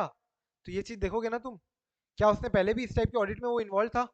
अगर हाँ, तो हम उसको फटाक से अपने एंगेजमेंट टीम में ले सकते हैं। अपन क्या चेक कर रहे हैं अभी यहाँ पे? Staff and resources. ठीक है, ऊपर में क्या था? टाइम, रिसोर्सेज, लेकिन स्टाफ का नहीं, पूरे फर्म का। यहाँ पे स्टाफ का कैपेबिलिटी, स्टाफ की कॉम्पिटेंसी कैसे देखोगे? Capability and competency of the staff. तो इसमें अपन अंडरस्टैंड करेंगे कि उसको कितना एक्सपीरियंस है। अगर ज्यादा प्रैक्टिकल एक्सपीरियंस है उसका मतलब वो ज्यादा कैपेबल है, ज्यादा कॉम्पिटेंट है। Similarly, engagement of a similar nature and complexity through appropriate training and participation. वही जो प्राची बोल रही थी, ट्रेनिंग, प्रॉपर्ली उसको ट्रेन किया जा रहा है पार्टिसिपेट करने के लिए। सिमिलर नेचर का एंगेजमेंट, क्या उसने पहले भी कभी किया हुआ है? Understanding of professional standard and legal requirement, legal and regulatory requirement.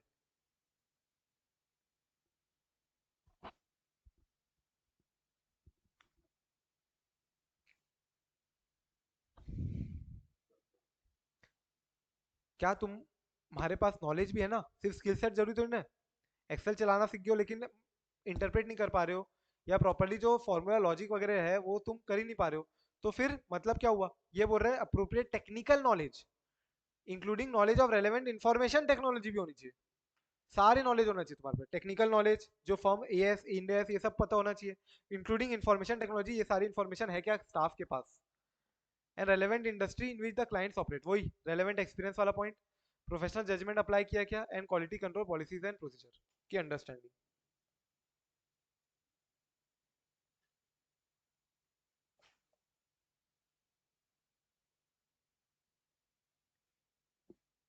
एक बार यहाँ तक रिव्यू कर लो 5 मिनट, फिर अपन आगे स्टैंडर्ड में बचा कुचा कर लेते हैं, खत्म।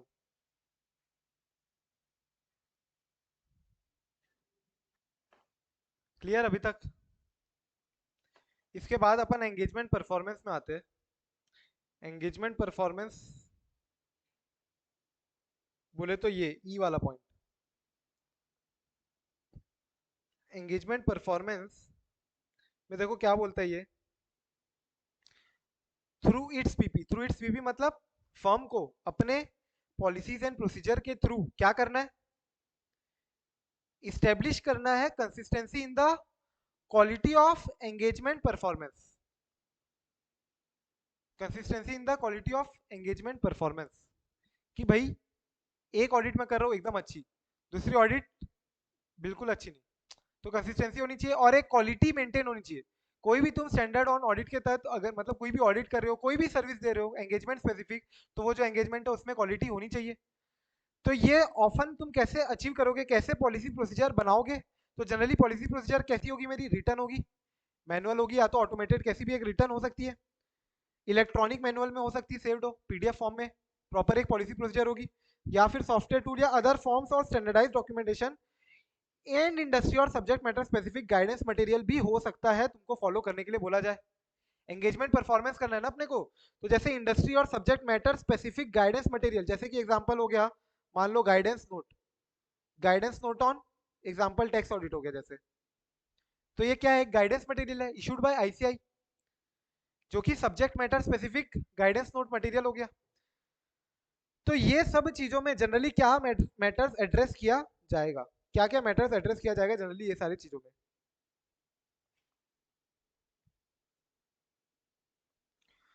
तो कैसे engagement teams are brief to obtain an understanding of the objectives of their work. भी एंगेजमेंट टीम को कैसे बताया जाता है कि उनको कैसे काम किया जाना है, कैसे उनको कंप्लाई करना है सारे एप्लीकेबल स्टैंडर्ड्स, कैसे उनको सुपरवाइज किया जाएगा, कैसे उनको ट्रेन किया जाएगा, कैसे उनको कोचिंग दी जाएगी, कैसे उनके काम को रिव्यू किया जाएगा, एंड कैसे अप्रोप्रिएटली डॉक्यूमेंटेशन, बहुत बहुत इंपॉर्टेंट जरूरी है तुम्हारे सबके लिए कि सबको डॉक्यूमेंटेशन करवाना, अप्रोप्रिएट डॉक्यूमेंटेशन के लिए कैसे उनको बताया जाएगा, एंड लास्टली कि सारे मेरे policies and procedure current updated रहे, अमेंडेड रहे, इसके लिए क्या प्रोसेसेस है। तो ये सारी चीजें तुमको कहाँ मिलेगी? ये यहाँ पे इलेक्ट्रॉनिक मैनुअल, सॉफ्टवेयर टूल्स वगैरह में ये सारे मैटर्स मिल जाएंगे तुमको। भाई ये सारी चीजें रहेगी तभी तो ऑडिट की क्वालिटी मेंटेन होगी ना, कि पॉलिसी प्रोसीजर ही आउटडेटेड हो तो फिर क्वालिटी मेंटेन नहीं रह पाएगी। आउटडेटेड नहीं होनी चाहिए मेरे पॉलिसीज प्रोसीजर, मेरा सारी चीजें डॉक्यूमेंटेशन सब चीज होनी चाहिए, सब चीजों का प्रोसेस होना चाहिए कि कैसे सुपरवाइज होगा, कैसे डायरेक्ट होगा वर्क को, कैसे रिव्यू किया जाएगा तुम्हारे काम को, तुम प्रॉपरली कैसे डॉक्यूमेंट करोगे, और तुमको कैसे कोचिंग दी जाएगी, ट्रेनिंग दी जाएगी, कैसे तुमको ब्रीफ किया जाएगा कि तुम्हारा ये काम है ऑडिटिंग तुमको क्या क्या करनी है, क्या क्या चीजें तुम्हारी रिस्पॉन्सिबिलिटी है, ये सब चीजों का एक policy procedure drafted accounting manual form में, सॉफ्टवेयर टूल हो सकता है या फिर कोई गाइडेंस मटेरियल हो सकता है, किसी भी फॉर्म में ये सारी बातें मैटर्स एड्रेस होगी। अगेन 4-5 पॉइंट से ज्यादा पॉइंट्स है ये, ऐसा कोई भी क्वेश्चन बना के आ सकता है। एसक्यूसी 1 इंपॉर्टेंट है, एसक्यूसी 1 कभी छोड़ के जाना नहीं है, ठीक है। बाकी स्टैंडर्ड्स एक तरफ, एसक्यूसी एक तरफ। देखी चुके अपन, दो स्टैंडर्ड हो गए अपन ने मोटा माटी, तो एक एंगेजमेंट स्टैंडर्ड और एक क्वालिटी स्टैंडर्ड। क्वालिटी स्टैंडर्ड में एक ही तो एसक्यूसी 1 ही तो पढ़ना है, तो आता ही है, जनरली आता है 5 नंबर के लिए मोस्टली, 3 अटेम्प्ट में 2 अटेम्प्ट आता ही है, मान के चलो। इसके बाद देखो क्या है, विड्रॉल वाला क्वेश्चन। विड्रॉल वाला क्या बताया था मैंने, कि अगर मुझे बाद में लगता है कि कोई इंफॉर्मेशन मुझे मिल गई जो कि अगर मुझे पहले मिलती तो मैं क्या करता, एक्सेप्ट ही नहीं करता। अगर एक्सेप्ट करने के पहले ही इन्फॉर्मेशन मुझे पता चल जाती तो मैं एक्सेप्ट नहीं करता एंगेजमेंट। लेकिन अब मैं एक्सेप्ट कर चुका हूं, तो अब मेरे पास दो चीजें कंसिडर करने के लिए बनती है। क्या दो चीजें, एक तो हमारी क्या प्रोफेशनल लीगल रिस्पॉन्सिबिलिटी है including the requirement to reporting, मतलब ये जो इन्फॉर्मेशन मुझे पता चल रही है तो मुझे इसको रिपोर्ट किसको करना चाहिए, किस किस को रिपोर्ट करना चाहिए, वो अपने 3%, कौन कौन थे वो, मैनेजमेंट, टीसीडब्ल्यूजी और रेगुलेटरी अथॉरिटी, ये लोगों की तो रहते ना। तो वही 3% यहाँ पे लिखना है तुमको अलग से, मैंने शॉर्ट में लिख दिया है। कौन से, management, TCWG and regulatory authority. Professional और लीगल रिस्पॉन्सिबिलिटी क्या बनती है तुम्हारी, with respect to what, with respect to reporting, reporting की रिस्पॉन्सिबिलिटी।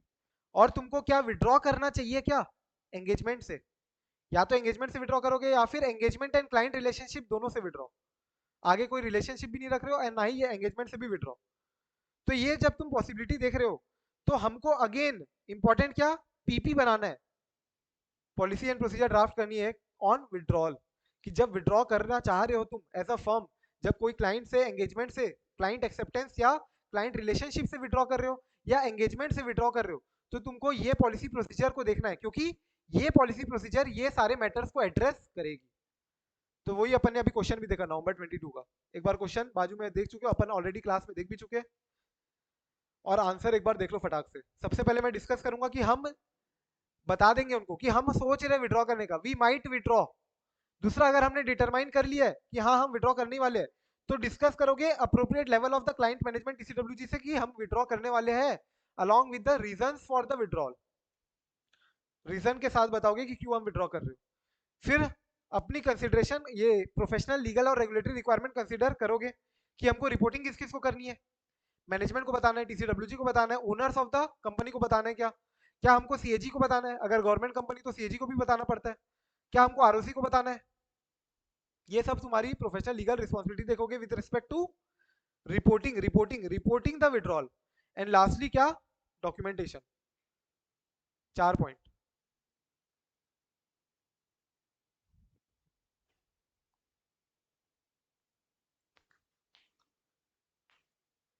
राइट। तो इन एनी केस अगर ये नहीं भी गया देखा हुआ तो भी तुमको 2 तो मिलना ही चाहिए 4 में से। 5 मार्क का क्वेश्चन है हालांकि है, तो 5 में से 2-3 तो एक्सपेक्ट कर ही सकते हो कि इतना तो लिखोगे, बेयर मिनिमम रिपोर्टिंग रिक्वायरमेंट लिखोगे, प्लस कंपनी ऑडिट की भी सेक्शन डाल सकते हो साथ साथ में, एंड प्रोफेशनल लीगल रिक्वायरमेंट क्या बनती है तुम्हारी विड्रॉ करने के बाद, और डिस्कशन वगैरह के बारे में। ये एक इंपॉर्टेंट पॉइंट डॉक्यूमेंटेशन वाला हो सकता है, तुम भूल जाओ।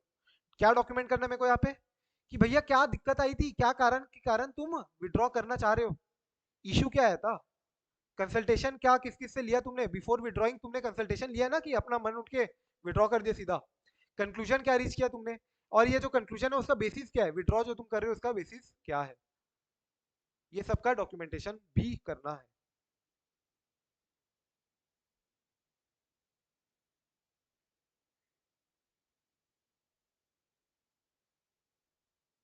ये क्वेश्चन भी आया हुआ है एग्जाम, एग्जाम में सॉरी आरटीपी में, आरटीपी एमटीपी में, इसका नेक्स्ट एग्जाम का क्वेश्चन है या फिर आरटीपी एमटीपी का क्वेश्चन था कि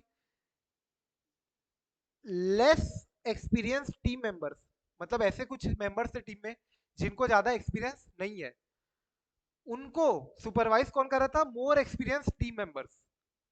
तो उस केस में क्या रिव्यू रिस्पॉन्सिबिलिटी बनती है, मोर एक्सपीरियंस टीम मेंबर जो ऑलरेडी काफी टाइम से ये ऑडिट करते आ रहे हैं, वो ज्यादा एक्सपीरियंस्ड है, तो उनकी क्या रिव्यू रिस्पॉन्सिबिलिटी बनती है इंक्लूडिंग एंगेजमेंट पार्टनर की क्या रिव्यू रिस्पॉन्सिबिलिटी बनती है with respect to what, with respect to the review of the work. कौन सा work? The work which has been perform by the less experience. तो तुम लोग अभी नए नए हो तो तुम्हारे वर्क को रिव्यू करना किसकी रिस्पॉन्सिबिलिटी? एक्सपीरियंस वालों की या फिर एंगेजमेंट पार्टनर की। तो उनकी जो रिव्यू रिस्पॉन्सिबिलिटी है उनको क्या क्या कंसिडर करना है देख लो। ये इंपॉर्टेंट है, ये तुम्हारा किया हुआ भी है ऐसे 220 में, सेम आंसर किया हुआ है ऐसे 220 का कंसल्टेशन वाले में। देखो एक बार, 3-4 पॉइंट कॉमन है इसके। क्या वर्क जो मैंने जो छोटा आर्टिकल है अपना, छोटू छोटू छोटू ने professional standard and legal and regulatory requirement के तहत ही काम किया ना?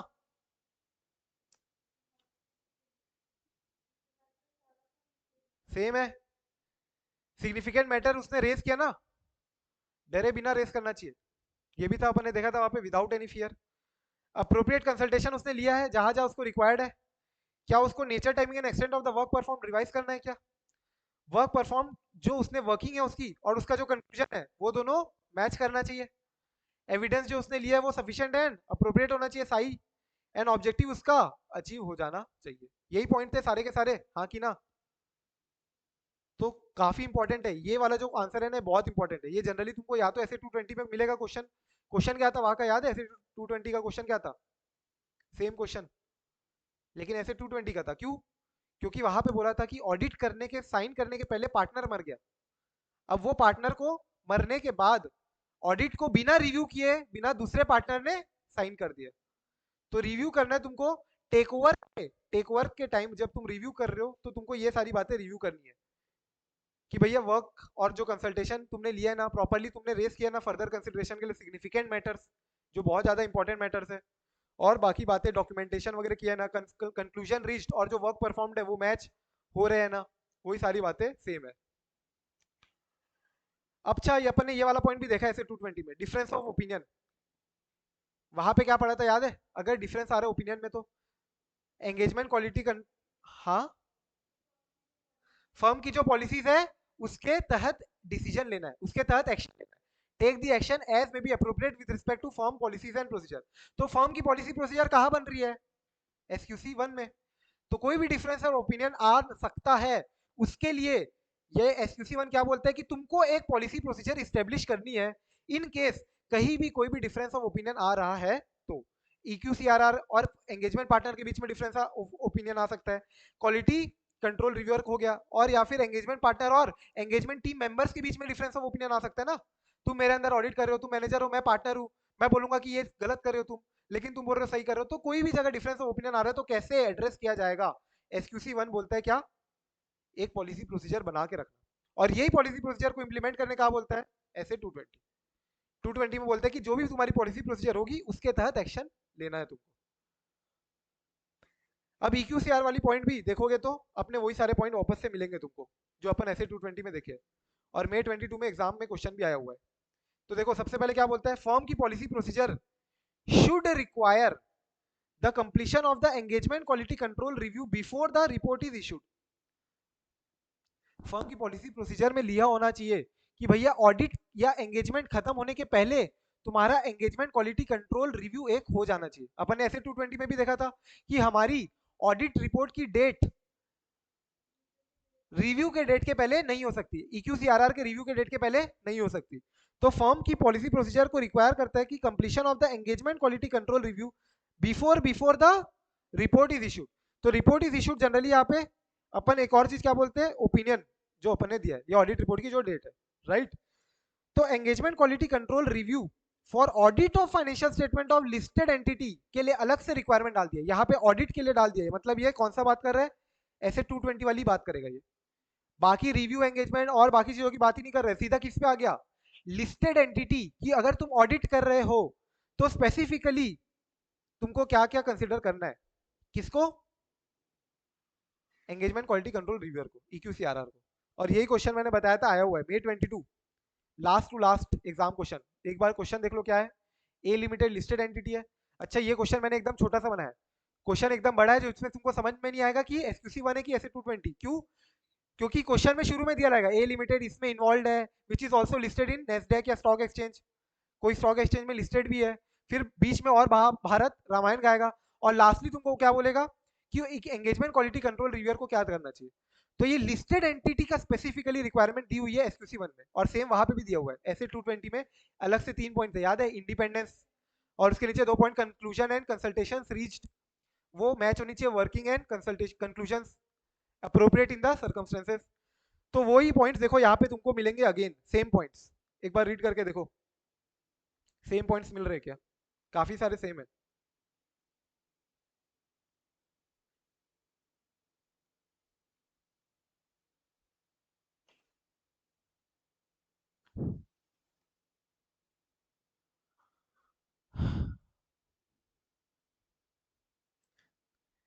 ये वाला इंपॉर्टेंट क्वेश्चन है, एक बार इसको इंपॉर्टेंट मार्क करके रखना है, ये वाला और इसके जैसे ही सेम टाइप का ही है इसके ऊपर वाला। ये दोनों काफी फ्रीक्वेंटली होते हैं एसक्यूसी 1 में, लेकिन इसके अलावा ज्यादा बाकी जो क्वेश्चन टेस्ट नहीं किया आईसीआई ने वो और भी ज्यादा इंपॉर्टेंट है मेरे हिसाब से। जनरली फ्रीक्वेंटली क्वेश्चन जो आते हैं वो इंपॉर्टेंट रहते हैं, बट आईसीआई हर बार नया क्वेश्चन ही देगा एसक्यूसी 1 से। तो इसलिए जो बाकी क्वेश्चन है जिसको आईसीआई ने अभी तक टेस्ट नहीं किया है वो भी इक्वली इंपॉर्टेंट रहेगा ही, और वही चांसेस है ज्यादा आने की एग्जाम में। ठीक है, हालांकि ये काफी टाइम से आते रहते हैं, ये वाला और एक ये वाला भी। क्या रिव्यू रिव्यू किया जाएगा, EQCRR क्या रिव्यू करेगा, और ये ऊपर वाला। अब एक इंस्पेक्शन हो गया, इंस्पेक्शन अलग हो गया, EQCR अलग हो गया, रिव्यू कर रहे हो ऊपर पहले। मतलब अभी तक समझो एक बात कि ऑडिट कंप्लीट ओपिनियन उसने ऑडिट रिपोर्ट नहीं दी है, उसके पहले एक बार रिव्यू होगा, सब चीजें देखी जाएगी कि भैया कोई चीज छूट तो नहीं गई, और फिर वो छूट गई तो वो छूटा हुआ नहीं रहेगा, वो उसको कर लेगा एंड देन अपनी रिपोर्ट इशू करेगा। इंस्पेक्शन किसका होगा, कंप्लीटेड एंगेजमेंट का, मतलब एंगेजमेंट तुमने खत्म कर दी है और उसका इंस्पेक्शन होगा कि तुमने क्या गलती की, क्या कोई क्या तुमने इसका डॉक्यूमेंटेशन करना चाहिए था, नहीं किया। तो inspection in the sense is more of a mandatory, मतलब तुमको एक फटकार लगाने के नेचर करेगा कि भैया तुमने क्या छोड़ा, क्या गलत किया। तो ये कुछ सिलेक्शन किया जाएगा ऑफ कंप्लीटेड एंगेजमेंट, इंस्पेक्शन किया जाएगा of selection of completed engagement. तुम्हारे इतने कंप्लीट हो चुके ऑडिट, इनमें से कुछ का उठाया जाएगा और कुछ को पूरा शुरू से लेकर आखिरी तक इंस्पेक्ट किया जाएगा कि तुमने क्या सही किया, क्या गलत किया। And is generally performed on a cyclical cyclical basis. तो ये सिक्लिकल बेसिस वाली बात ना, पीयर रिव्यू क्वालिटी रिव्यू जो अपन चैप्टर पढ़ने वाले थे, अभी नहीं पढ़ रहे, बट वहीं पे दिया हुआ है। पीयर रिव्यू मैंने क्या बताया था, पीयर रिव्यू कौन करता है, अपनी पीयर्स, सीए फर्म, अपनी भाई बंधु वाली सीए फर्म जो एम्पेनल्ड होते पीयर रिव्यू में, और उनको असाइन कर दी जाती है कोई भी सीए फर्म की पीयर रिव्यू करवाने के लिए। तो पीयर रिव्यू की एक साइकिल होती है, level 1 entity, level 2 entity, level 3 entity. Level 1 entity को हर 3 साल में पीयर रिव्यू करवाना जरूरी है। अच्छा लेवल 3 पहले था, लेवल 3 अब नहीं है। लेवल 2 एंटिटी को हर 4 साल में पीयर रिव्यू करवाना जरूरी होता है। तो ये साइक्लिकल इन नेचर होता है। सिमिलरली क्वालिटी रिव्यू में भी एक बार तुम्हारा क्वालिटी रिव्यू हो गया तो तुम्हारे फर्म का एक रिकमेंडेटरी गाइडलाइन है कि अगर तुम्हारे फर्म में 30 या उससे ज्यादा पार्टनर है तो हर 5 साल में, हर 3 साल में होगा। 20 से 30 पार्टनर है तो हर 4 साल में होगा। 10 से 20 पार्टनर है टोटल तो इतने साल में होगा, और अलग अलग गाइडलाइंस है। तो एक सिक्लिकल नेचर का होता है कि हर 3 साल में एक बार, हर 4 साल में एक बार। वही बोलना चाह रहे हैं। इंस्पेक्शन भी जनरली जो इंस्पेक्शन होगा कंप्लीटेड एंगेजमेंट का होना भी चाहिए एज पर एसक्यूसी। इंस्पेक्शन होना चाहिए कि भैया कहीं भी कुछ छूट तो नहीं रहा, implementation of the system of quality control, SQC कहीं छूट तो नहीं रहा कुछ। तो उसके इंस्पेक्शन के लिए जनरली क्या होगा, हर 3 साल, हर 4 साल, हर या 5 साल में सिक्लिकल बेसिस में इंस्पेक्शन किया जाएगा। तो engagement selected for inspection include at least one engagement for each engagement partner. क्या बोल रही है, जितने भी एंगेजमेंट पार्टनर है उसका एक एक असाइनमेंट तो उठाओगे तुम, एटलीस्ट एक एक assignment over an inspection cycle. जो कि इंस्पेक्शन साइकिल कितने साल का होगा, 3 साल का। मतलब जनरली 3 साल से ज्यादा का इंस्पेक्शन साइकिल नहीं होगा। हर 3 साल में एक एक बार तुम्हारा रिव्यू होगा, इंस्पेक्शन होगा, सॉरी रिव्यू नहीं। हर 3 साल में इंस्पेक्शन साइकिल रिपीट होगा, मतलब इंस्पेक्शन होगा हर 3 साल में। और जिस साल इंस्पेक्शन हुआ जा रहा है तुमको इंश्योर क्या करना है कि हर एक एंगेजमेंट पार्टनर की एक असाइनमेंट उठाओ, एटलीस्ट एक असाइनमेंट, जिससे कि सारे पार्टनर्स कवर हो जाए, राइट। तो एंगेजमेंट पार्टनर, हर एक एंगेजमेंट पार्टनर की एक असाइनमेंट उठाई जाएगी in each inspection cycle which shell not B ordinarily be more than 3 years. Manner in which the inspection cycle is organized including the timing of selection of individual engagements depend on many factors. तो यहां से again एक question बन सकता है कि inspection cycle में तुम कितने ऑडिट एंगेजमेंट, ऑडिट असाइनमेंट या कितने असाइनमेंट उठा रहे हो for the purpose of your inspection, as per SQC1 बताओ कितने असाइनमेंट उठाओगे एज पर SQC1, ये किस बातों पे डिपेंड करेगा। तो भाई अगर फर्म बहुत ज्यादा बड़ी है तो ज्यादा असाइनमेंट उठाएंगे, हाँ कि ना। फर्म की मान लो बहुत सारी ब्रांचेस है, फर्म इंडिया में भी ऑपरेट करती है, दुबई में भी ऑपरेट करती है, सिंगापुर में भी ऑपरेट करती है, इंडिया में तो 25 ऑपरेशन है, 25 ब्रांचेस है इंडिया में। तो क्या तुम साइज ऑफ द फर्म के अलावा लोकेशन ऑफ द फर्म भी देखोगे, ब्रांचेस ऑफ द फर्म भी देखोगे। सिमिलरली प्रीवियस मॉनिटरिंग प्रोसीजर का क्या रिजल्ट आया है, इसका एक एग्जांपल देता हूं मैं।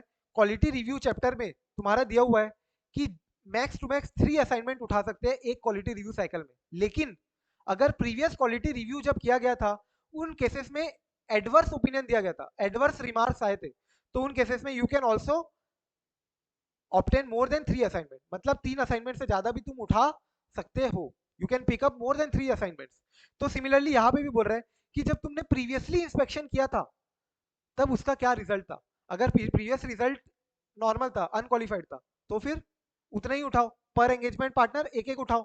अगर प्रीवियस असाइनमेंट क्वालिफाइड से कुछ कुछ एंगेजमेंट पार्टनर के, तो वो एंगेजमेंट पार्टनर के तुम इस बार 2-3 भी उठा सकते हो, simple. And degree of authority both personal and offices है। एग्जाम्पल देखो क्या दिया है कि भैया ऑफिस, खुद के जो ब्रांच ऑफिस है, ब्रांच ऑफिस, क्या वो खुद ऑथराइज है क्या to conduct their own inspection, या सिर्फ एचओ करा सकती है उनका इंस्पेक्शन। तो अगर सिर्फ एचओ करा सकती है तो फिर हो सकता है ज्यादा नहीं, कम होंगे। अगर सिर्फ एचओ करा सकती है, क्या बोलते हैं, इंस्पेक्शन, तो in number of inspection, number of assignments in the inspection हो सकता है कम होंगे। लेकिन अगर एक एक ब्रांच खुद का इंस्पेक्शन कराने के लिए एलिजिबल है तो अपनी ब्रांच अपना अपना इंस्पेक्शन कराएगी, तो एक एक ब्रांच में से हो सकता है अलग अलग इंस्पेक्शन आ रहे करने के लिए, तो हर इंस्पेक्शन वाले हो सकता है नंबर ऑफ असाइनमेंट्स ज्यादा पिकअप हो। एंड लास्टली कॉम्प्लेक्सिटी कितना है, फर्म की प्रैक्टिस कितनी कॉम्प्लेक्सिटी है, मतलब तुम कौन कौन सी सर्विसेज प्रोवाइड करते हो, ऑडिटिंग और क्या क्या अलग अलग कॉम्प्लेक्स सर्विसेज प्रोवाइड कर सकते हो, एंड कितना रिस्क एसोसिएटेड है तुम्हारे क्लाइंट का। तुम्हारे जो क्लाइंट है क्या वो मनी लॉन्ड्रिंग में इन्वॉल्व है, या कितने ज्यादा रिस्की है, कितने ज्यादा इलीगल बिजनेस में इन्वॉल्व है क्या, या और क्या रिस्की बिजनेस में इन्वॉल्व है। तो अकॉर्डिंगली ये फैक्टर्स डिटरमाइन करेंगे क्या, कि तुमको एक इंस्पेक्शन साइकिल में एंगेजमेंट कितने उठाने हैं, that will depend on this multiple factors. और एमसीक्यू वाइज अगर मैं बोलूँ तो इंस्पेक्शन साइकिल SQC1 के हिसाब से मैक्सिमम कितना होता है, जनरली 3 साल का, और एक साइकिल में एक एंगेजमेंट पार्टनर का एक असाइनमेंट तो उठाना ही चाहिए। अच्छा, रिटेंशन ऑफ एंगेजमेंट डॉक्यूमेंटेशन, ये अपन ने ऑलरेडी बात करके रख चुकी है, ऐसे 230 में कल ही बात की थी। कितने साल तक करना है मेरे को retain, 7 years from the date of financial statement, from the date of audit report. और मैंने एक और चीज क्या बताई थी, in case of group auditors report तो 7 years shall be taken from the date of groups auditor report, consolidated financial statement की ऑडिट रिपोर्ट से देखेंगे फिर 7 सालों। और ISQC1 भी है, ISQC1 बोले तो इंटरनेशनल SQC1। देखो जनरली इंटरनेशनल SQC1 ही हमने क्या किया है, अडॉप्ट किया है। SQC1 जो है क्या है, वो इंटरनेशनल SQC1 का अडॉप्टेशन है।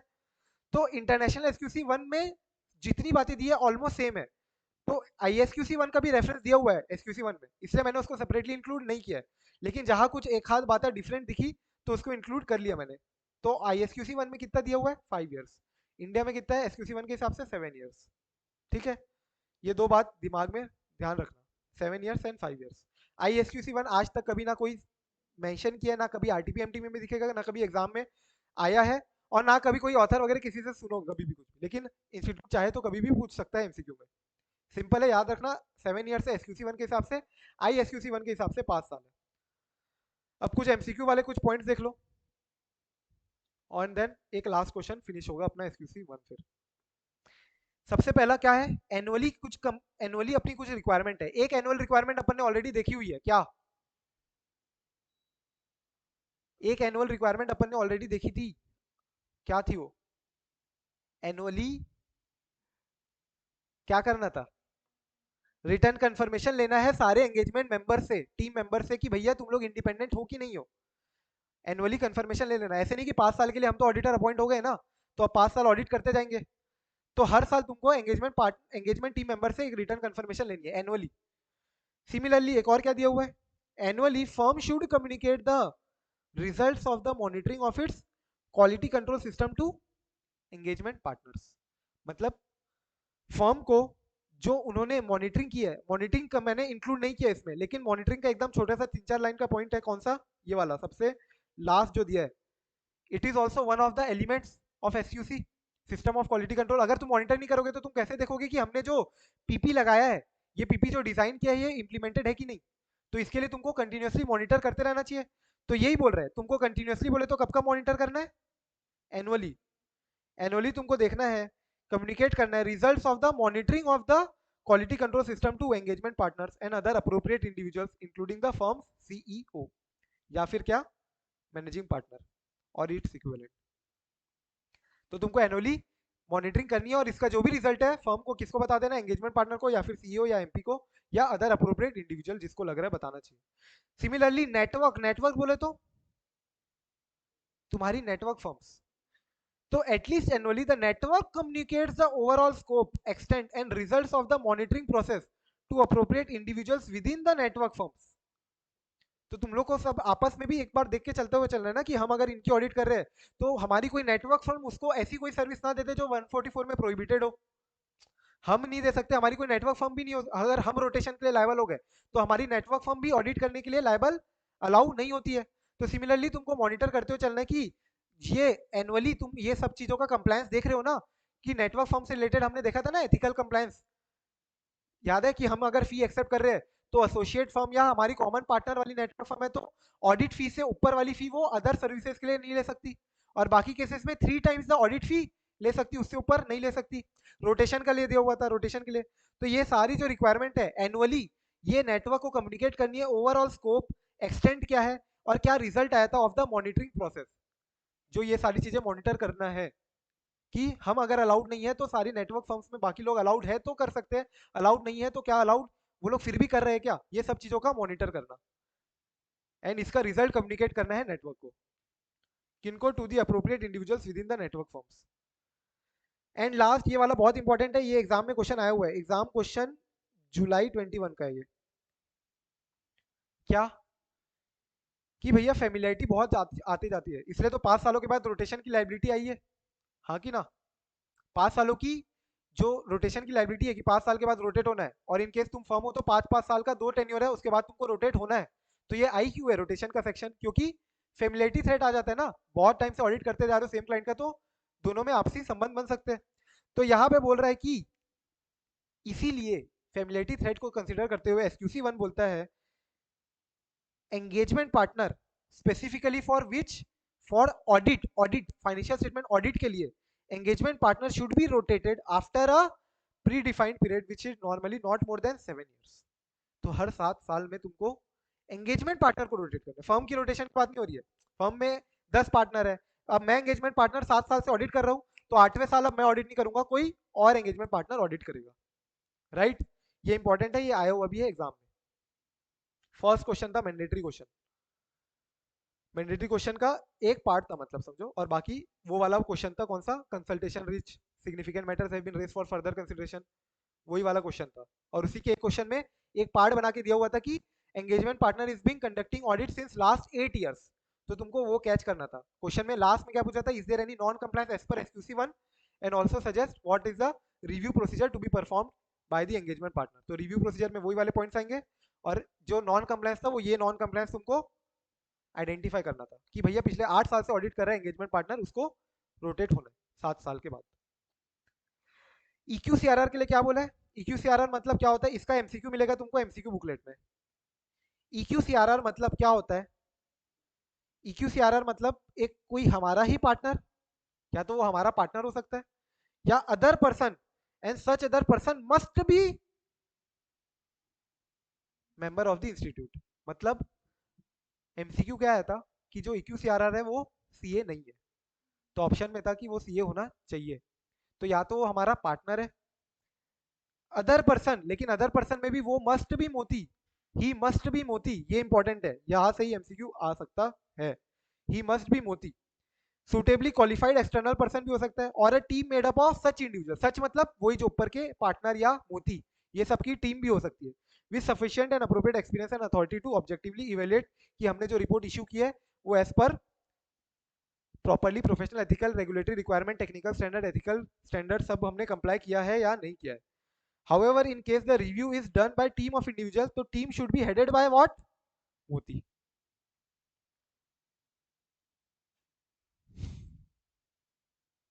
तो यहाँ पे हेडेड बाय मोती की बात क्यों आ गई? क्योंकि यहाँ पे क्या बोला है, या तो पार्टनर होगा या पार्टनर नहीं है हमारा लेकिन कोई और पर्सन है, लेकिन वो मोती होना चाहिए। तो मान लो एग्जांपल है कि पार्टनर है और वो क्या है, लॉयर है या एडवोकेट है। तो हमारा पार्टनर लॉयर एडवोकेट है लेकिन सीए नहीं है, लेकिन क्या वो हमारी टीम में हो सकता है? हाँ। लेकिन क्या वो हेड कर सकता है? नहीं।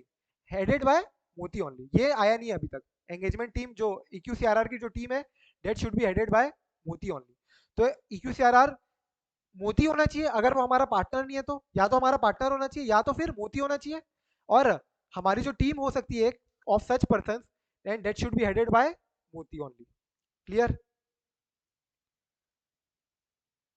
लास्टली कंप्लेंट्स एंड एलिगेशन, कभी कभार हो सकता है कि तुम्हारी फर्म के बिहाफ में फर्म के ऊपर कोई कंप्लेन कर दे, क्लाइंट आ दे और तुम्हारे ऊपर कंप्लेन कर दे कि तुमने प्रॉपर्ली ऑडिट नहीं किया, जिसके कारण जो फ्रॉड हुए थे और क्लाइंट शेयर होल्डर को भारी भरकम लॉस हो गया। तुमने ऑडिट किया होता अच्छे से तो ये फ्रॉड पता चलता तो भारी भरकम लॉस नहीं होता।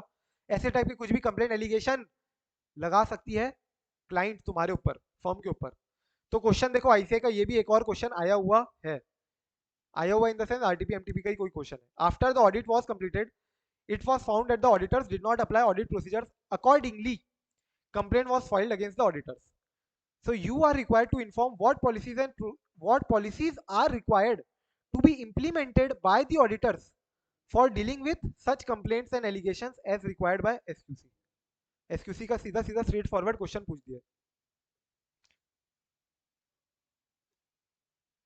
क्या तुमको पॉलिसीज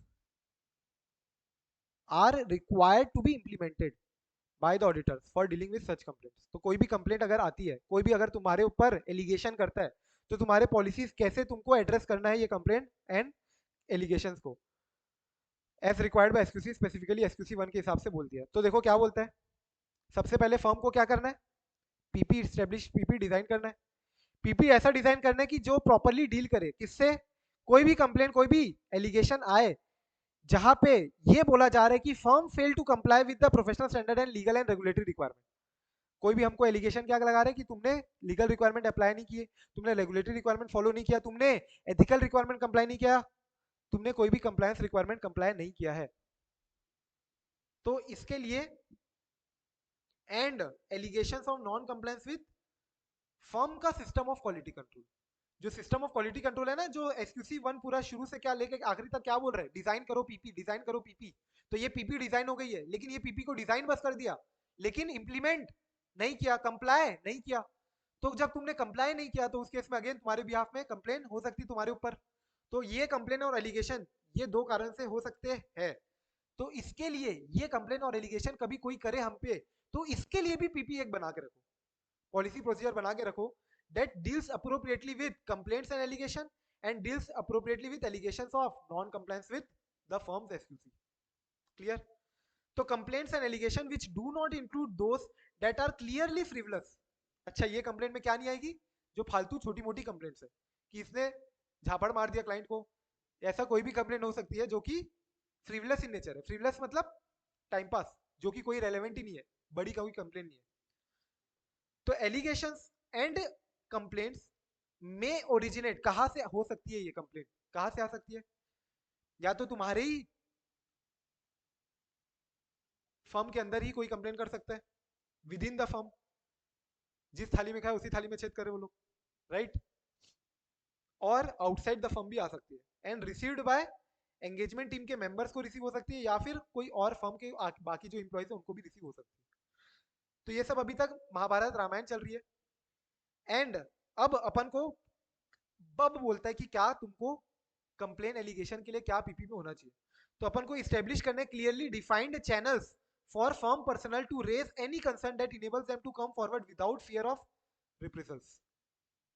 कि भैया ये प्रोसेस में फर्म को एक इस्टेब्लिश करना है कि कोई भी दिक्कत आए, ऐसी कोई भी कंप्लेंट एलिगेशन आए, तो तुरंत firm personnel to raise any concern that enables them to come forward without the fear of reprisals, कि डरे बिना तुम उनके यानी कम फॉरवर्ड मीन्स आगे आओ और ये कंप्लेंट को प्रॉपरली इवेल्युएट करो एंड एड्रेस करो, फेस करो।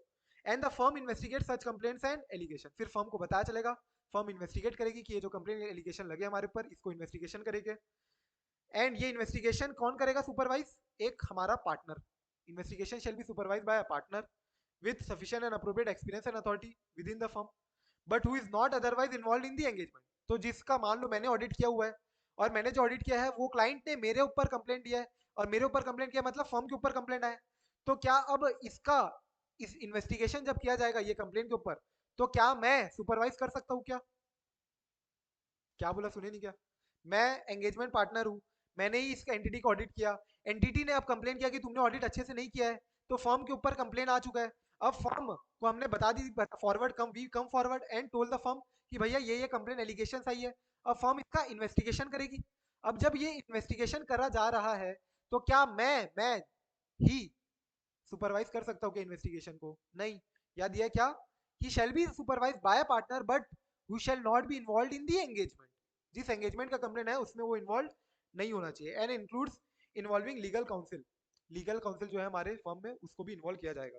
Small firms and sole practitioner में use the service of a suitably qualified external person को बुला लो, क्योंकि जनरली स्मॉल फर्म्स में ये एसक्यूसी का वगैरह पूरा पालन नहीं होता। जनरली टॉप 10 टॉप 20 फर्म्स में ही होता है एसक्यूसी 1 प्रॉपर्ली, अगर मैं बोलूँ fulfil. Not that only big force fulfil. Generally S S Kothari हो गया या देसाई हरिभक्ति, अभी मेरा दोस्त जो कोलकाता में था, देसाई हरिभक्ति और बेकर टिल्ली, ये दो बड़ी बड़ी फर्म्स थी, दोनों का मर्जर हुआ था, डीएससी हो गई थी, देसाई हरिभक्ति एंड कंपनी। तो ये जो दो फर्म्स, यानी जो बड़ी बड़ी फर्म्स है उन लोग में तो जनरली एसक्यूसी होता है, लेकिन स्मॉल फर्म्स के केस में भी एसक्यूसी को ये चीज का पालन करने के लिए जनरली क्या बोल रहा है, स्मॉल फर्म चाहे तो खुद की लीगल काउंसिल ना हो, खुद का एक ये इन्वेस्टिगेशन टीम ना हो, इन्वेस्टिगेशन टीम भी होगी ना भाई, कंप्लेन को इन्वेस्टिगेट करने के सुपरवाइज करेगा एक एंगेजमेंट पार्टनर और उसकी एक इन्वेस्टिगेशन टीम होगी। ये सब का हो सकता है स्मॉल फर्म के पास उतनी पैसे रिसोर्सेज ना हो, तो उसके लिए स्मॉल फर्म क्या करेगी फिर, क्वालिफाइड एक्सटर्नल पर्सन को अपॉइंट करेगी। अनदर फर्म को भी बोल सकती है कि भैया हमारा ये कंप्लेन आई है, इसको प्रॉपर्ली इन्वेस्टिगेट करो। एंड लास्टली क्या, रिजल्ट्स ऑफ द इन्वेस्टिगेशन, अगर वो कोई डेफिशिएंसी इंडिकेट कर रही है कि हमने प्रॉपर्ली एसक्यूसी का पालन नहीं किया या कहीं भी फर्म की क्वालिटी कंट्रोल पॉलिसी प्रोसीजर का डिजाइन या ऑपरेशन में कोई भी डेफिशिएंसी मिली है, तो उस केस में क्या होगा, फर्म अप्रोप्रिएट एक्शन लेगी बाद में। अगर एंगेजमेंट पार्टनर को हटाना है तो हटाएगी, उसको फटकार लगाना तो फटकार लगाएगी, जो भी एक्शन लेना होगा एंगेजमेंट फर्म करेगी। तो यहाँ पे मोटा माटी अपना एसक्यूसी 1 पूरा हो जाता है। ये जितना है इतना पूरा पूरा करना ही है, समझ के चलो, मान के चलो 5 नंबर तो आएगा ही आएगा। ठीक है, मैंडेटरी क्वेश्चन 1 में ही आता है जनरली एसक्यूसी 1, जितना बार देखा गया। और जितने क्वेश्चन दिए हैं वो तो है ही इंपॉर्टेंट, और मैं बोलूंगा कि बाकी जो नहीं भी आए अभी तक उसका समझ के चलना क्या क्वेश्चन आ सकता है, और क्वेश्चन जैसे अभी आया हुआ है, आ रहे हैं कुछ अटेम्प्ट से, वैसे ही आएंगे वापस से। ठीक है, नए क्वेश्चन आने की ज्यादा चांस होती है। एक बार रिवाइज कर लेना एसक्यूसी 1 को, और अपन ऐसे की सीरीज कल और परसों में 200 की सीरीज खत्म करेंगे, एंड देन 200 की सीरीज प्लस एसक्यूसी 1 का टेस्ट होगा। संडे नहीं, दो तीन तीन चार दिन बाद, 4 दिन बाद। ठीक है, आधी घंटे का ही होगा, छोटा सा टेस्ट होगा, 20 मार्क्स का, ज्यादा बड़ा नहीं रहेगा। ठीक है, तो अपन कल सुबह 7 बजे मिलते हैं।